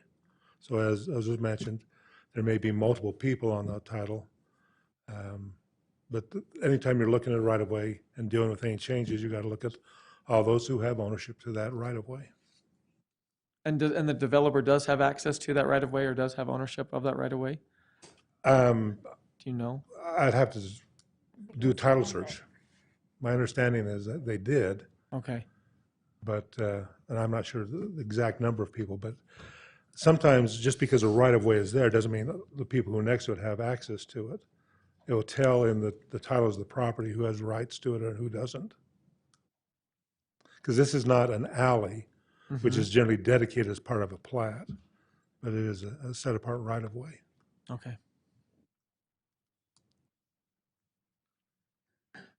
Okay, thank you. Thanks. Greg, before you sit down, sorry. Could you readdress the question about the noticing that you mentioned before? I know it sounded like your division wasn't responsible for noticing on this, or? Well, generally, we provide the list that we use at the planning commission meeting. Yeah. So I'll have to just check to see where the discrepancies are, if there's discrepancies or on that. Okay. Anything else? Gary, is there anything we're missing on the noticing side? I've heard nothing other than allegations that there's a problem with noticing. I've heard that in a lot of cases, and it just doesn't pan out. It turns out that whoever is complaining about it had notice of this meeting in order to complain about it, and so if they really did have a problem, they'd be here, from my point of view. Well, the people that are here that didn't receive the notice, their neighbors told them about it. So the other people, if they didn't get noticed, wouldn't have a way to tell us that they didn't get noticed. Gotcha. Okay. You know what I'm saying? Like, I don't know. Yeah. Okay, thanks. It's a pretty common complaint we get, and it rarely pans out. It's been my experience, and so typically, unless we have some real evidence that there's a noticing problem, we would typically go forward. Okay, thanks.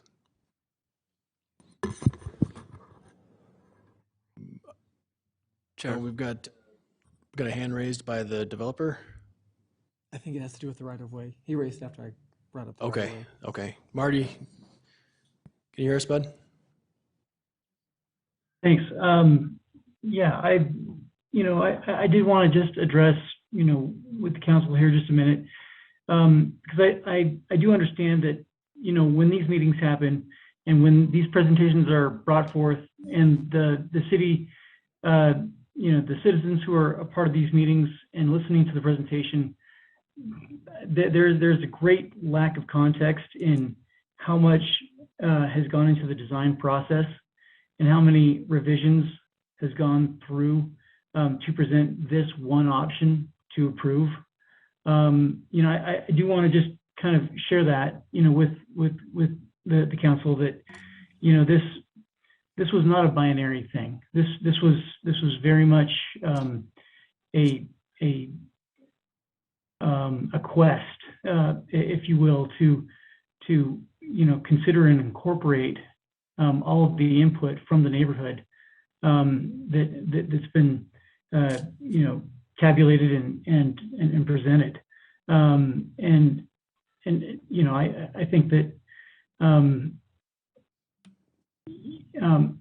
to kind of also mention the item of penciling, this project doesn't pencil.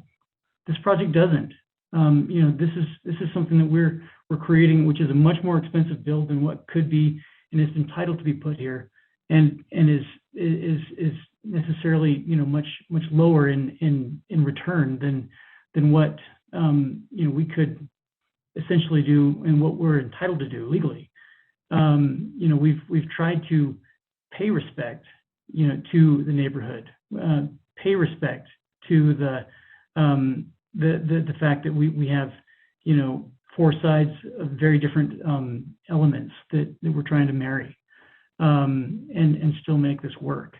And so I do understand the concerns of the neighborhood, and I want the neighborhood to know that this is not about coming in and land banking and just making as much money as this soil can produce. This is about trying to pay homage to the architectural elements of the Victorian to one side and also to some of the new development to the other. I don't think that there is a plan that can be put here that someone can do that everyone would be happy with.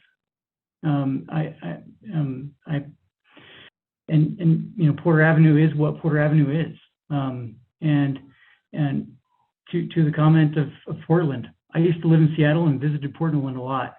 And I think one of I think his point was well made, but I think to the other side, it's eclectic, and I think that's what makes it attractive. Anyway, I appreciate you letting me just kind of share a few of those thoughts. You bet. Thank you, Mari, for sharing. Well, I really appreciate that, and I mean, everybody knows I'm not shy about advocating for higher density or for multi-use developments at all. And I do appreciate the process. That's one thing, I communicated and Greg communicated with the neighborhood already, is that some other kind of development could happen here under the current zoning, and they wouldn't have to get community feedback of any kind. So I do appreciate that. I guess my bigger concern, and back to the noticing issue, I'm not gonna dwell on it, but this is a little different. I mean, honestly, when I reached out to my neighbors last week and said, hey, this is coming up now on the council, because I had told them I would let them know when it was going to happen. One of them was like, oh, I thought it was already decided at the planning commission that this was happening. They had no idea that we had been still waiting for this development agreement to come forward. They had never seen this particular development agreement, et cetera. So that's my concern with the noticing in this case, is that it didn't go back to planning commission. A lot of people thought this just was already a done deal. And so they didn't realize that they could provide public feedback. And so that's all. I just know that there was a ton of community input at the planning commission level.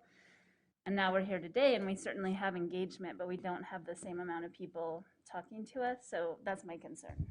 Do you get a sense if that might be because of improvements that were made to it along the way, or is that a possibility? My thinking is they just aren't aware that they didn't get the notice that it was happening. Both of those things coinciding just made them not realize it. And they may actually like it, but if we don't have their input, we don't know that. Okay, thanks. Chair, can I say something? Ross. This isn't quite as exciting, but there is an issue with the ordinance for the MU zone text amendment, some numbering issues, because this ordinance was actually revised in 2020.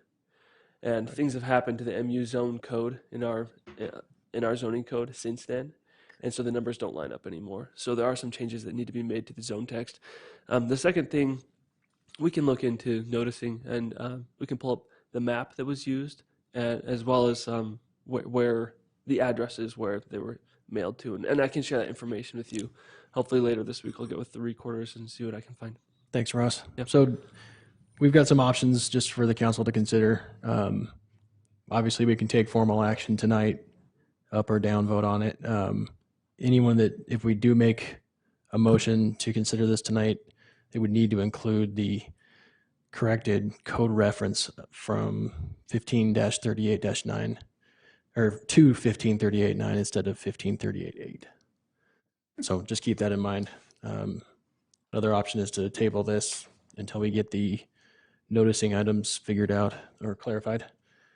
And then at that point, we could also have this code reference cleaned up in the ordinance that we consider as well.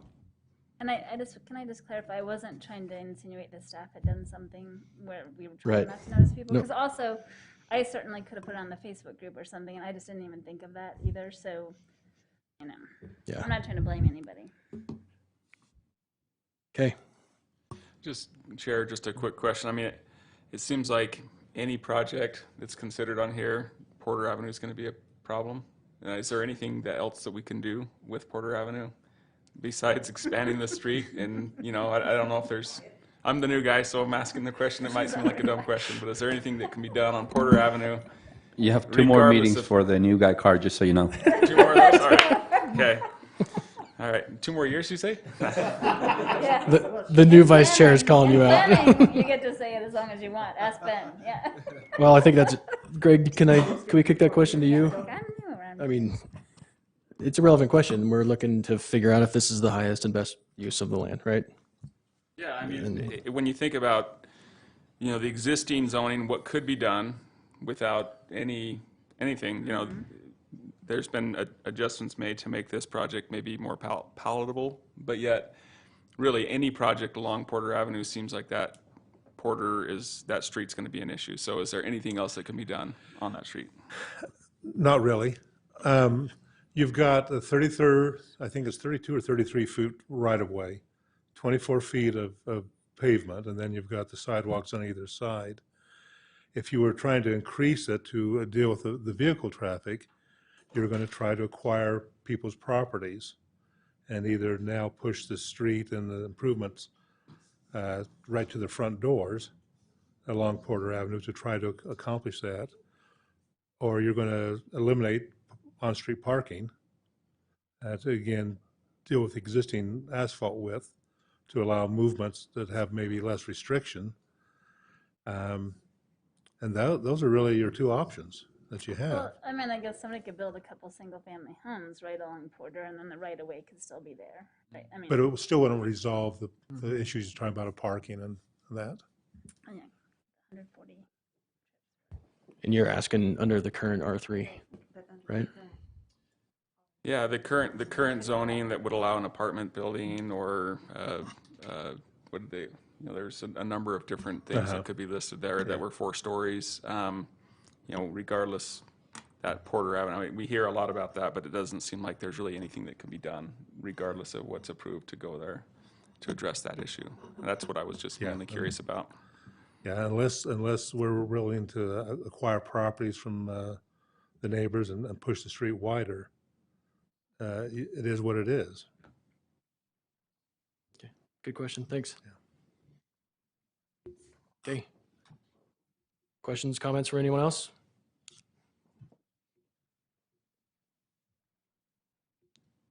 Rich, anything else to add? I just want to make sure you had a chance in case you're wanting to speak. Oh, I've been listening intently. I've been kind of trying to weigh this all out. There are a lot of arguments that do hold some water. There's some arguments that I think are, you know, that are emotional in nature and really don't have a resolution per se.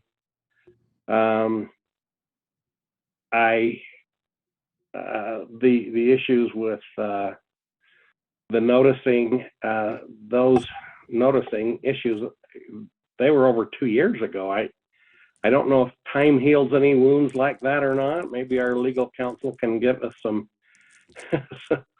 you know, since we've had meetings about this at the library and other places, there's been many revisions of this. Is that kind of trump that noticing issue of the Planning Commission way back when? No, I wasn't talking about that noticing. I was talking about the noticing for this particular meeting.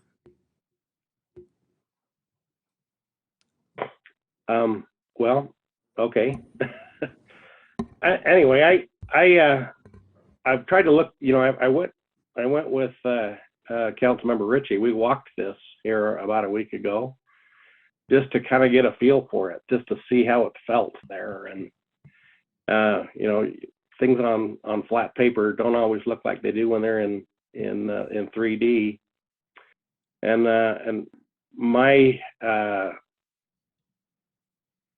idea of looking at it was, well, how would this be there? I mean, and I compared it to what could be built with as an R3 without any more approvals.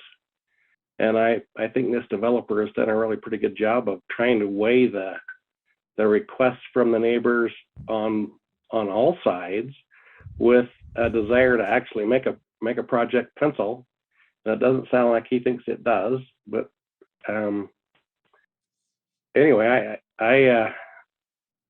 I think the weighing job has been done very well. I think that the developer has done a pretty good job of weighing all the needs. And when I asked the question of Greg of what do you do with a neighboring zone? I mean, this is not in the historic zone, but it is adjacent to it, and therefore shouldn't have to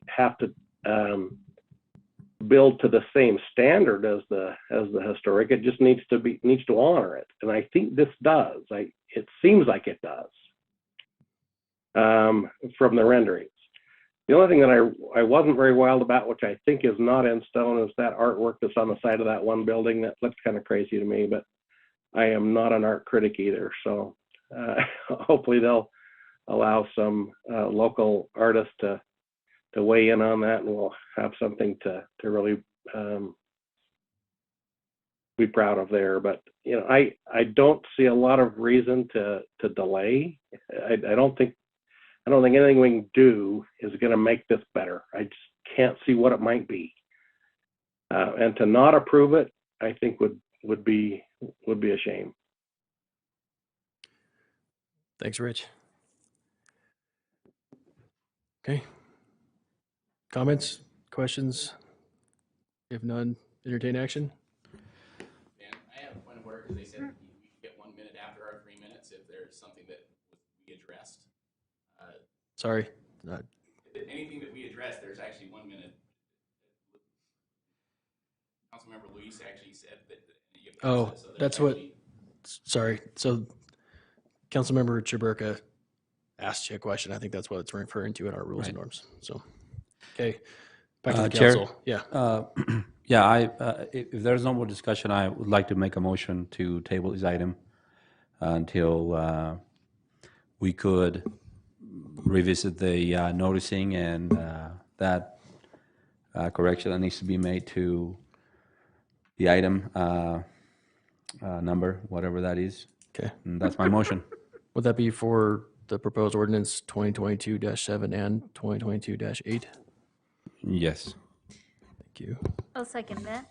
And Chair, if I might. Yeah. When you table, we table to a date certain, so we could do that March 1st or March 8th or March 15th. March 15th, Which please. do you? March 15th? Any preference from staff? Is that okay? Okay. I think we can do it faster than that. I think we can have it ready by the 1st. Okay with the 1st? Excuse me? I think we can have it ready by the 1st if you'd like. Yeah, I was only thinking that a little longer would give whoever a little more time to, if we need to engage with the residents and the citizens a little bit better, just buy us a little more time. So I'd like to propose a later date. But thank you so much, Ross. I appreciate that. So 4 weeks instead of 2 weeks? Yes. Okay. We have a motion by Councilmember Lopez, second by Councilmember Chaburka to table items proposed ordinance 2022-7 and proposed ordinance 2022-8 to a date certain of March 15th. Could I ask a question? Vice Chair Lopez, to what end really are we trying to get at? What's going to happen between now and 4 weeks from now that you think is important to take that long? I just primarily I just have concerns that that the majority of the residents of the area had an opportunity to know about the action that was happening tonight, and that they had a chance to come out and speak. And that's really my primary reason right there. So it sounds like you're really hoping that it gets re-noticed before then, and that wouldn't normally happen where on a table. Well, that's why I asked. Yeah, and but basically, I mean, I'm trying to honor the fact that one of our colleagues lives basically right there in that neighborhood, and she seems to have similar concerns, and I value that greatly. I would place the same level of value for any of my other colleagues, including you, if this was the case, something that was happening in your area or in your neighborhood. And it's actually happened in the past. And so that's important to me as well. And, right now, the few people that we've heard from here in our chambers and electronically, they seem to have some similar concerns and other concerns, and I just feel that in my conscience is guiding me to take this action. So just kind of a conscience thing. Okay, I just wanted to know if it was a noticing thing that you were trying to get at or what. So you bet. Okay, thanks for the clarification, Luis and Rich. Okay, so the motion to table is a voice vote. I suspect this will go one way or the other for everybody. So for those in favor, please say aye and keep your hand raised. Aye. Aye. I've never done this before. I know. So 3, 4, those against? Wait, Marcia needs Aye. clarification on Aye. what we're doing. Sorry, what are we voting for? To table. Well, I have a comment before we get to the vote. That's why I was sorry. I didn't see it. Sorry. Yeah, I didn't hear you or see either. Go ahead then with the vote. Well, the only reason the reason I meant, so there's can I make a comment before we get into the vote? Because one of the other things is there is APA guidelines. It looks like from what Travis sent us regarding the historical and cultural resources as well, as far as maybe there might be some guidelines as far as how to abut properties from the APA. Okay. And so I just wanted to. So we've got 3 voting in favor of tabling. Okay. I just wanted people to understand that there might be some other. Correct. Okay, go ahead. Do we know how you voted, Marcia? I haven't voted yet. Those of us in favor, raise your hand. Of tabling. Of tabling. Okay, that's material. Okay, 4 votes to table. See me over here. Those opposed to the motion to table.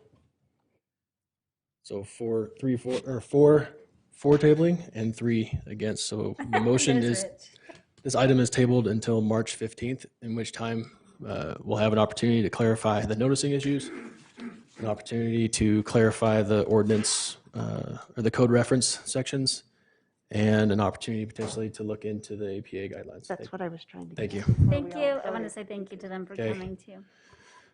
I'd like to just thank Councilmember Heyer and Councilmember Ritchie for walking that and then sharing that information also.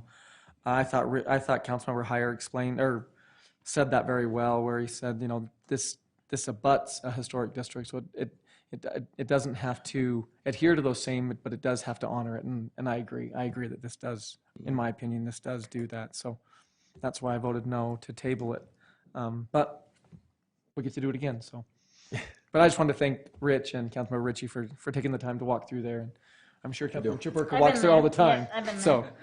She but yeah, walks a so lot. thank you all for that insight. And like Councilmember Lopez said, or Vice Chair Lopez said, when it comes to people having an intimate knowledge of these certain areas, it is helpful. So I appreciate insight from Councilmember Chibuk and from our other two council members and the insight that they gave. So thank you.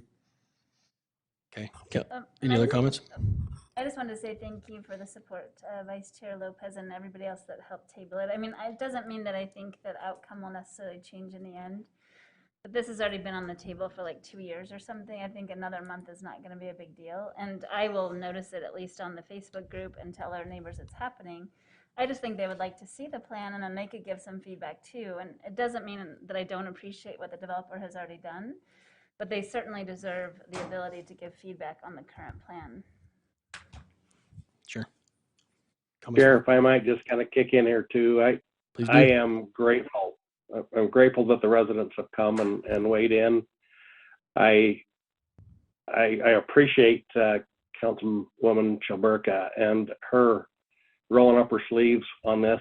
Maybe she had a little bit of a dog in the hunt too, but she certainly represented her neighbors and her district well.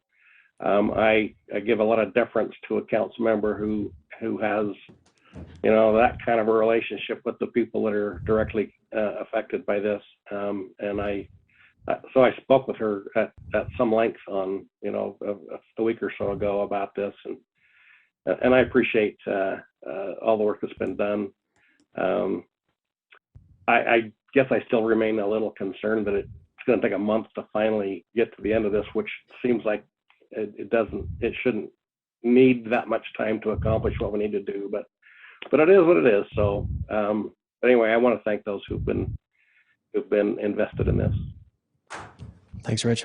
Chair? Yep. I also want to extend my appreciation to everybody, including our cameraman and our police officer for being here tonight.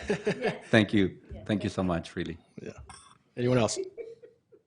Okay. I personally, I really agree with Councilmember Blair.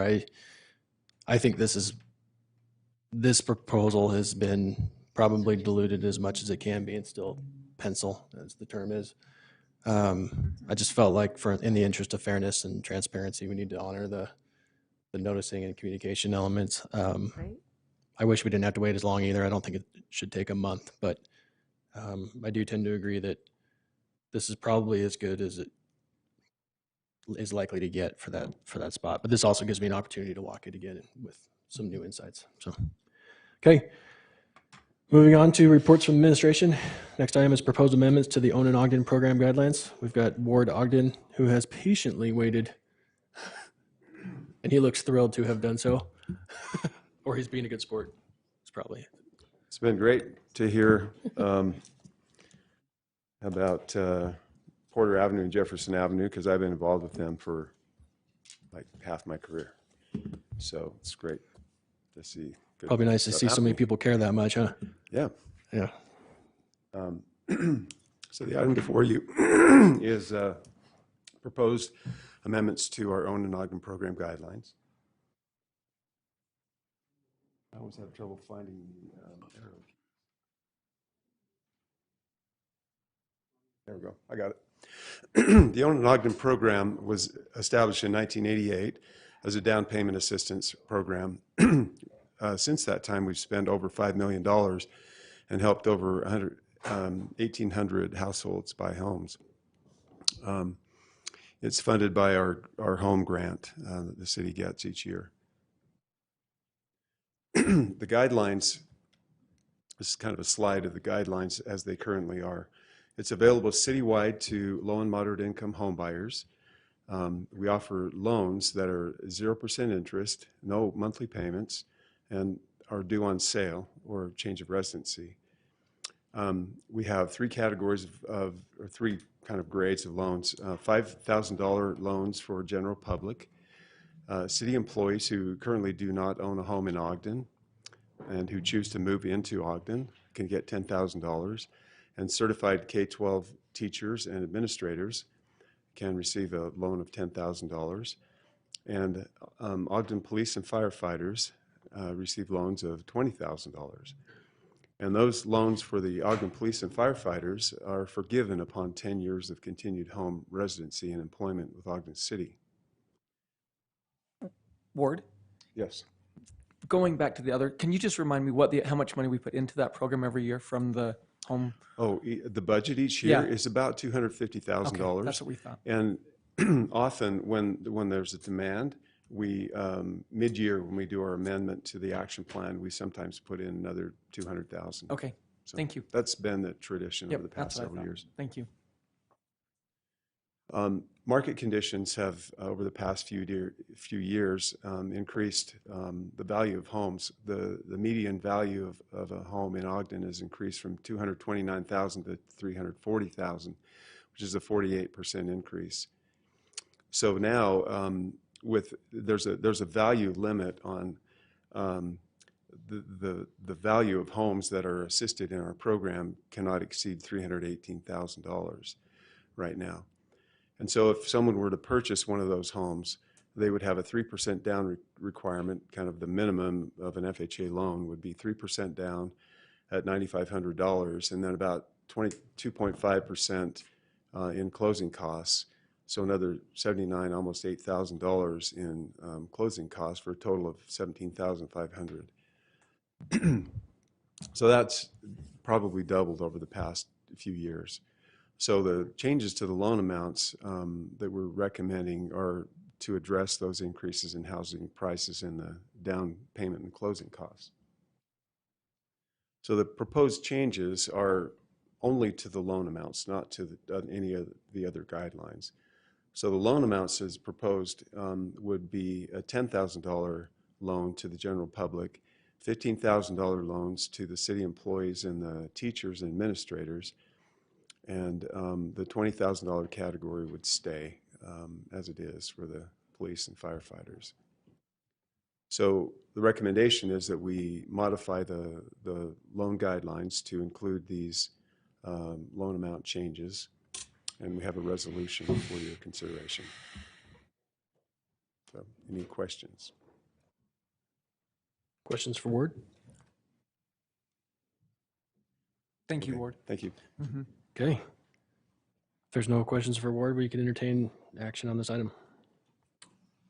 Chair, I propose we adopt proposed resolution 2022-4. Second.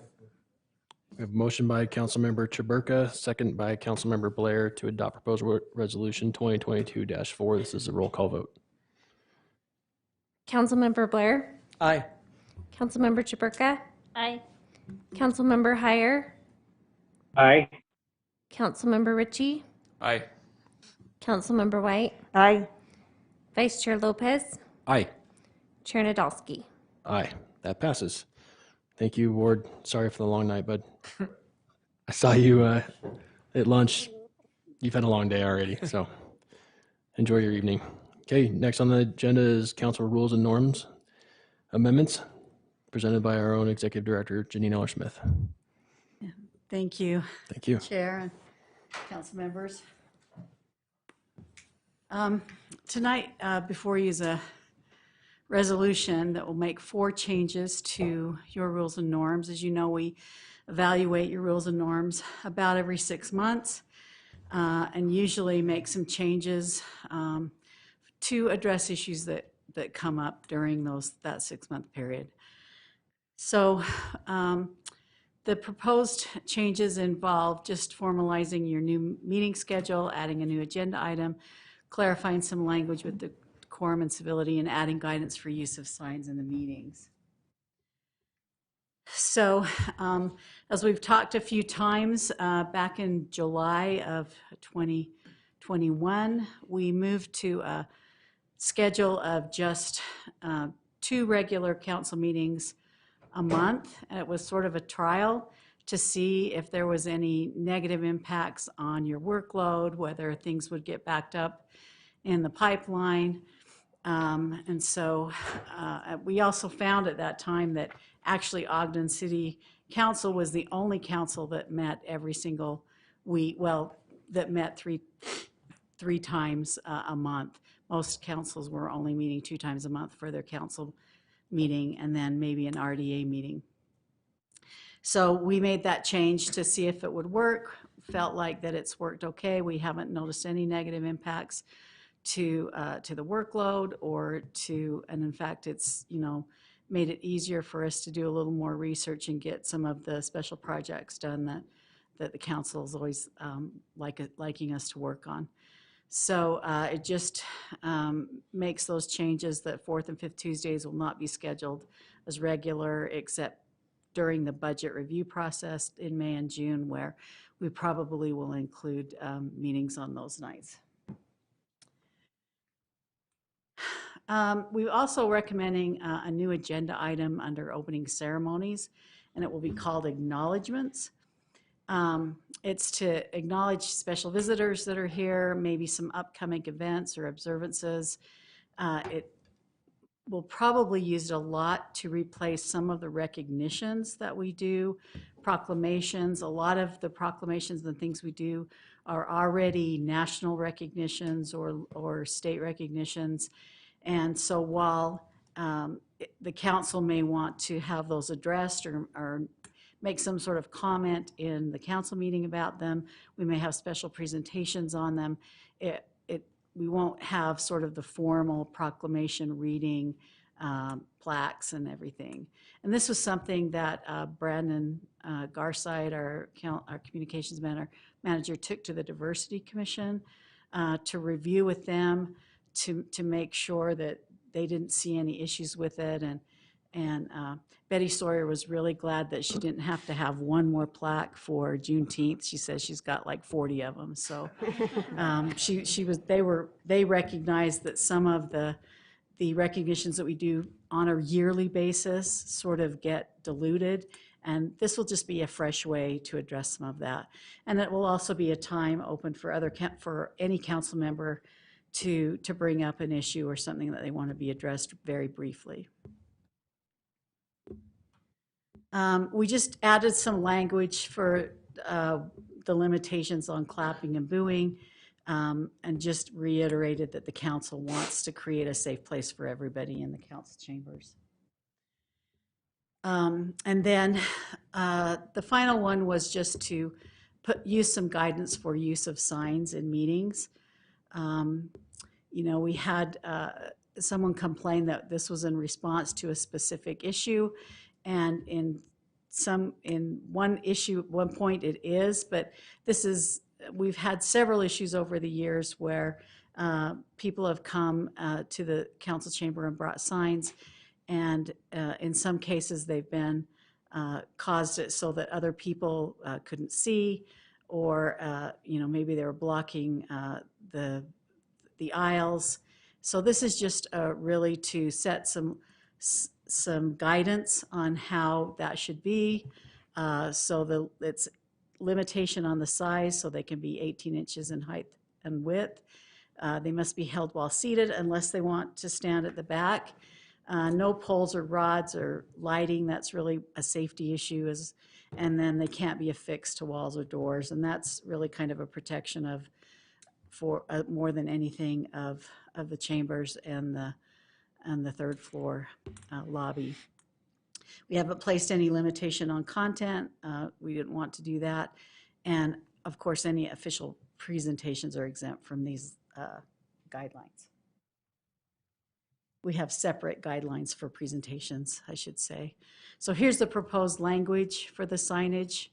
I won't read it to you. We've reviewed it several times, but it basically just reiterates those things that I just reviewed with you. But I will leave that up in case someone online has some sort of comment. Other than that, those are the changes. And we did, because we had some concerns expressed from residents about some of the changes, proposed changes, we did allow for public comment on this issue, which is something we don't always do. So unless you have any other questions, that's the proposed changes for Thanks, your rules and norms. Yeah. Questions for Janine? Okay, they've all been asked, I guess. All right, this is an opportunity to receive public input. If you wish to address the council on this item, please state your name for the record and limit your comments to 3 minutes. Okay. Hello, I'm Kerry Wayne, live in Marriott Slaterville. I'm back again. Last 2 weeks, we finally received a letter from Boyer Corporation. It's the first sign that they're going to be a good corporate citizen. Carrie, is this on the rules and norms, or is this general? Oh, sorry. That's I thought it okay. said public comment. No, we'll get to that after this, Okay. if that's all right. Almost Okay. there, Carrie. Almost there, sorry. Almost there. We've only wait a few hours, so what's a few more minutes? Sorry, man. Okay, anybody care to address the council on council rules and norms amendments? Yeah. Anything online, Brandon? Seeing none, back to the council for action. Chair, I will go ahead and make a motion that we adopt proposed resolution 2022-3. Second. Okay, we have a motion by Councilmember Blair, second by Councilmember Ritchie to adopt proposed resolution 2022-3. This is a roll call vote. Councilmember Chaburka? Aye. Councilmember Heyer? Aye. Councilmember Ritchie? Aye. Councilmember White? Aye. Councilmember Blair? Aye. Vice Chair Lopez? Aye. Chair Nadolski? Aye, that passes. Thanks, Janine, for your work on that.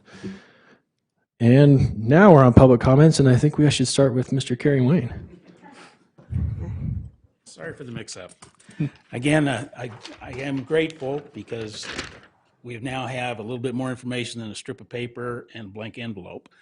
Again, if it was based in fact, I'd be a little bit more comfortable with it. One of the things that they talked about was that landscaping and building painting would resume when temperatures warmed up. That has restarted. They also said that they would remedy the mud and water on the east side of 1200. The problem is they were able to bring equipment in and level around their buildings. They were able to bring dirt in so that the plasters and the painters could work. But I still got standing water from, I believe I sent you photographs back in October when the pond, retention pond breached its banks. That big bus size pond is still sitting in front of my house, and it extends for, like I say, 10 blocks. And so I spoke to the county commission this morning about it. They're going to have their stormwater individual look at it and get with you, and hopefully we can get this cleaned up. We've got mosquito season coming, and that is going to be just horrid down there with all that standing water. And so we'd appreciate if you could get with Boyer, encourage them to get their contractors to get that straightened up, because it needs to be taken care of. One of the other things that was mentioned was that there was going to be early morning pours. You extended the noise waiver back in October. Can we get that done away with now? You can extend it again? We've been almost a year with this 2 o'clock in the morning noise waiver. And my next door neighbor, she's packing up. She's going to be moving this weekend. She can't take it anymore. She says it makes her, she can't sleep. She's sick from the dust. So they're moving. They're selling their house at a significant discount as well, because of the fact that the realtor just pointed to the wall and says, nobody's going to buy this. So that's one of the other things. They also, lighting. We've been talking about lighting for a long time. Boyer's back to putting up those large floodlights on the warehouses again. They were also putting lights on the personnel doors on the west side of the buildings. There was supposed to be none put on that. They said they're going to be motion controlled. Well, they haven't shut off for 30 days. So we'd like to get that addressed as well. We have people shortcutting through the construction site. I've got pictures if you'd like to see it. People driving across the construction site and on up to 2nd Street. We complained to Boyer about that, people leaving and coming onto the construction site from 1200 West. Can't get anything done. We'd really like to see some security down there. I don't think that Boyer could afford, both the city and Boyer could afford to have someone patrol that area. I see people now over there all the time, that shouldn't be there. And I know they shouldn't be there. And we're just worried that they're going to come over on our side pretty soon. So if you could help us out, greatly appreciate it. Again, nothing has been crossed off the list that we gave you several months ago. We need something. Show us some good faith. Thanks, Okay? Gary. Thank you. Thanks.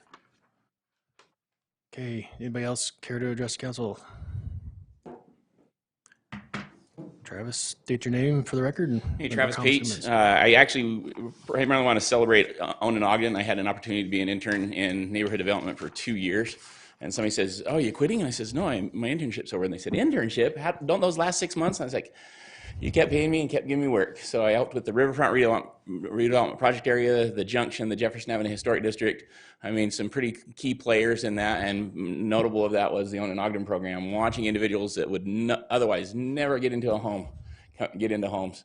And that was also applicable as we came into the Riverfront redevelopment project area following HUD guidelines and redevelopment agreements or relocation agreements, that they could be bought out, so to speak. If they were currently a renter, they could actually get that as a pool and put it towards a down payment of a house for the 24 months of what the rent differentials would be to a different neighborhood. So if they were only paying $350 a month here and it was $650 a month somewhere else, that rent differential, because that was just the only thing they could find, could actually be applied towards a down payment assistance. And so my take on that part, even though there wasn't a public comment, is that the peace officers and firefighters, that should be up to the $5,000 also. $25,000, $20,000 is going to get someone into a home, but I think $5,000 will incentivize the officers to say, "Hey, whoa, here we go," because we're already looking at, so to speak, not necessarily bottom of the barrel, but we're looking at the training ground for us training officers for all over the world. And they're coming here and they're getting their boots on the ground, and then someone else just says, "Hey." And so I think Ogden City is a champion for our officers, for what the experiences we provide in the training. And so I just wanted to celebrate the Owen and Ogden. And as far as being good neighbors to Marriott Slaterville, please address the lighting immediately. Please address the mud ponds immediately. I noted May 1st, just after May 1st, 6 years ago, it'll be that the light fixture at the end of our block was broken. It wasn't fixed till last spring. And it's not even fixed, it's just basically replaced. The original historic fixture is gone, and there's just a temporary glass fixture over the top of that. And so I'd encourage you that we could be better neighbors than so to speak, citizens, as far as just how we are. So I appreciate that aspect, and just say thank you for the time that staff as well as administration, the full administration's put into the varying projects. Particularly kudos to Janine Eller-Smith for her presentation today, and I didn't comment on that one because I actually, when I sent in a notice on the EOS Fitness and everything else, and she actually presented my words, I'm like, whoa, I'm good, but she's better. And so kudos to her for all the hard work that she does, and not being thanked, so to speak, as part of the citizen and community planning. I think she was one of the people that should have been also recognized in October because of the efforts that I've seen. So thank you. Thanks, Travis. Anybody else?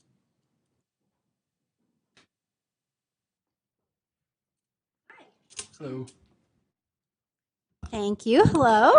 I just have a goal this year of kind of jumping back into these meetings, and I think that I will be able to now that you've shortened the schedule a little bit. I have spent my name is Kim Bouchard, and I live at 2680 Foothill Drive, and I have businesses in Ogden.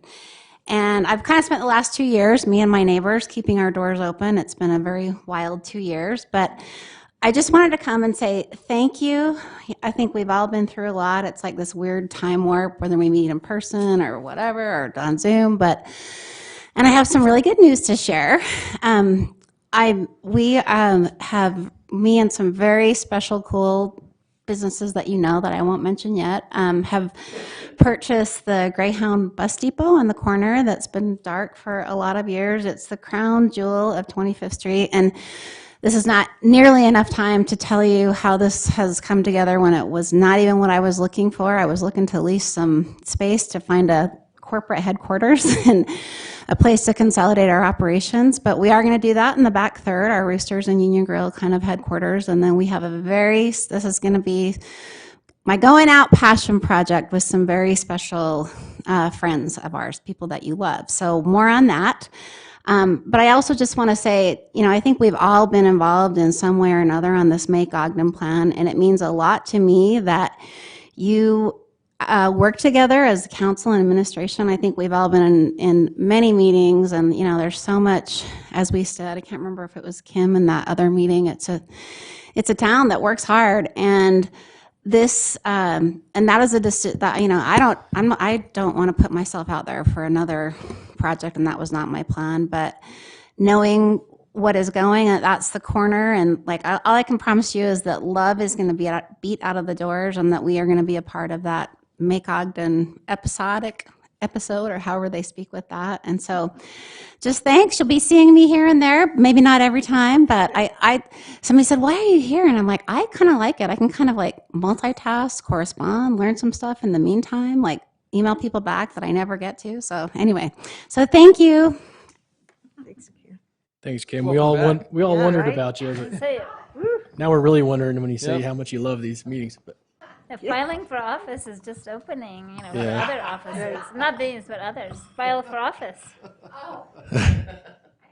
okay, Brandon, you good to go online? Okay, we'll go to Angel Castillo.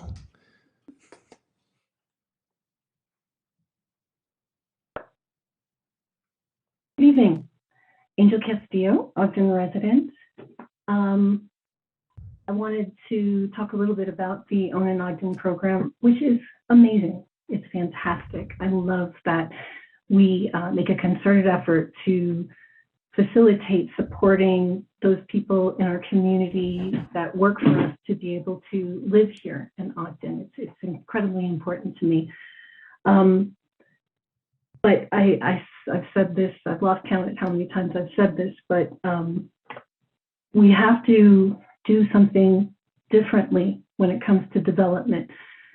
Own an Ogden is great for getting people down payments, wonderful program, but we are slated to continue building houses after we know what the market is doing and what the costs are.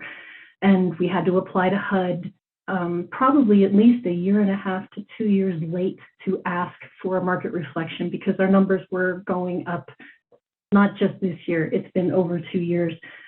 And the definition of insanity is doing the same thing over and over and expecting a different result. We are continuing to build housing projects that will be at market rate. We need to look to what other cities are doing and develop smaller projects to keep the costs down for the developers, to give folks a chance to get started in a small home. It's an inventory problem, and the way that prices are for materials, nobody's going to be able to build the bigger houses that everybody wants for starter homes. That we're just not going to be able to do it. We have to do something differently, and I'm going to encourage you to please start looking at that. We need to change some code. We need to follow best practices from other cities to start meeting this demand. It's no great big secret. It's officially a housing crisis. And I'd like to follow up on Vice Chair Lopez's comments over 6 months ago about asking for some sort of a dashboard or a report of where y'all projects are. Like where are they in the queue? Government moves slowly, and it should for safety, but there are projects that all of you are concerned about that we talk about, and we talk about them in the work session, and we talk about them during council, and they just disappear. I'd like you to please continue to lobby for moving towards accountability so that people can see the hard work that you're doing and know that you're taking care of their districts and looking out for them. Thank you. Thank you. Next on the list is Heath Sato.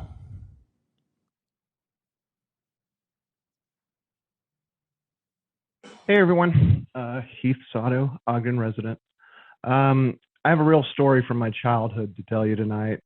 I'm about 7 years old. My mom has me with her at the local market.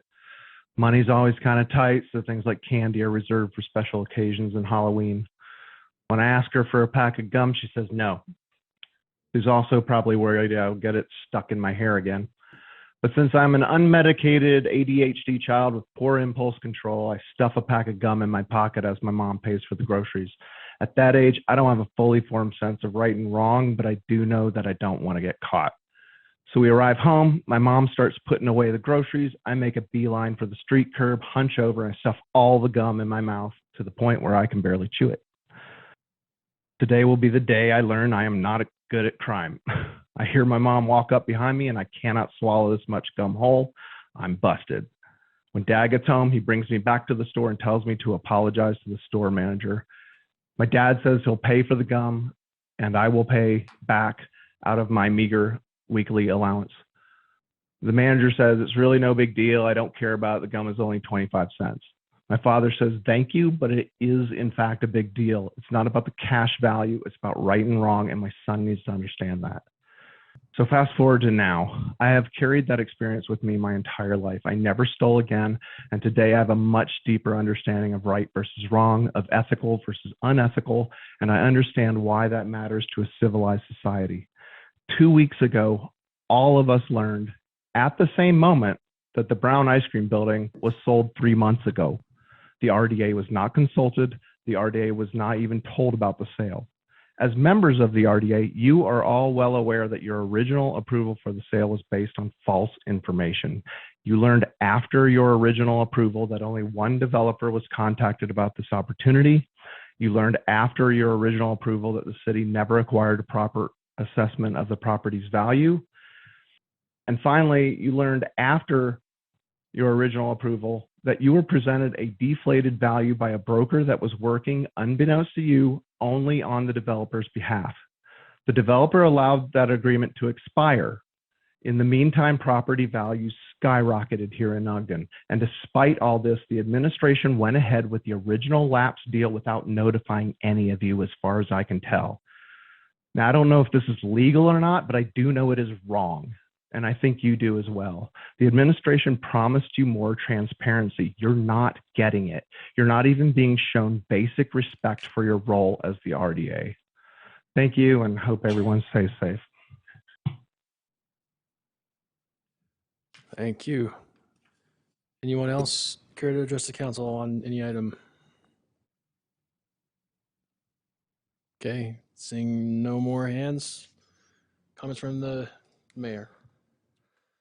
Sure, I'll just say, echo what everybody said. We appreciate everybody participating in all the comments. I feel like we have made concerted efforts to be transparent and bring all of that information forward, and we'll continue to do that, and that's a promise I make to you, and we'll move forward with that and work through this. So, I mean, some of the questions that have come up, we'll be certain to address, and but I do appreciate everybody being here. 8:30 at night.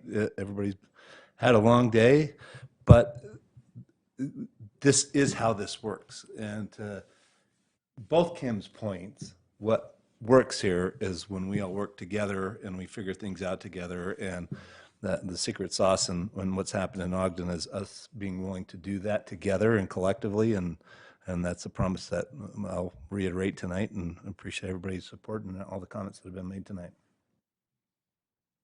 Thank you. Comments from council members? I just. Mayor, Go ahead, Rich. Sorry. Okay. A couple thoughts came to me with regards to some of our public comment. You know, the mosquito problem there on the west side of BDO is something that you know, we can deal with if we just let Weber County Mosquito Abatement be aware of that. I think that's something that we should certainly do. And I've kind of said from the beginning, we ought to do what we can do to mitigate the issues there as best as possible. But and you know, as Council Member Ritchie and I walked the Porter area. You know, I remember years ago there was a set of stairs that came down from the end of Porter down to 25th Street, and there was a little sign there. It was a, you know, it's kind of it was an improved area. I don't know if it was ever used, and that might be something that Angela might be able to kind of lend some insight to.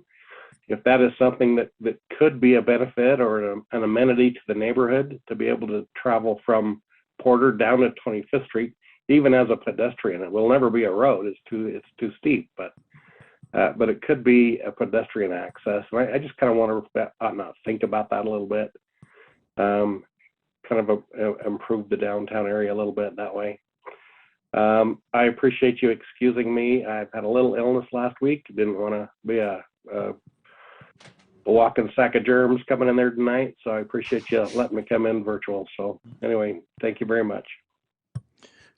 Rich, we appreciate you not being a walking sack of anything. Yeah. Appreciate you, brother. Any other council members? Oh, can I just respond to that, Rich? Yeah, Please do. actually, the stairs are in that plan. There's, revitalizing the stairs there. They're in the arts district, plan, yeah. Yeah, as an idea. Okay, anyone else? Okay. Yes, Chair. Yep. Just very quickly, I'll try to make this as quick as possible. Saturday is late. We gotta go. We need to go. I just want to say I wish that Kerry had stayed because I just wanted to tell him that I'm just very appreciative. I remember when he and his neighbors came to our chambers a while ago. They were very, very upset, and some of them were swearing. Right, and that's how upset some of these residents were, and then we went ahead and we had a meeting with the administration and their administration, and some things are being worked on. But I just wanted to tell him that I really appreciate how he's approaching these now, because that makes a big difference. I think to me it makes a big difference, and I just hope that. I know that the administration is working on dealing with those issues, and that's outside of my control. But that's all I had to say. I just wanted to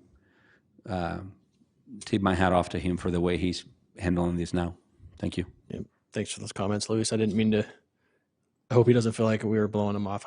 We just wanted to take all of the comment from the public and then we address them after at the end. But hopefully he wasn't frustrated leaving early thinking we weren't going to answer the questions he was asking. Okay, I'll entertain a motion to adjourn. Faster. Motion to adjourn. Motion by Councilmember White, second by Councilmember Heyer to adjourn. This is a voice vote. All in favor, say aye. Aye. Any opposed? Okay, good night, everybody. Thank you.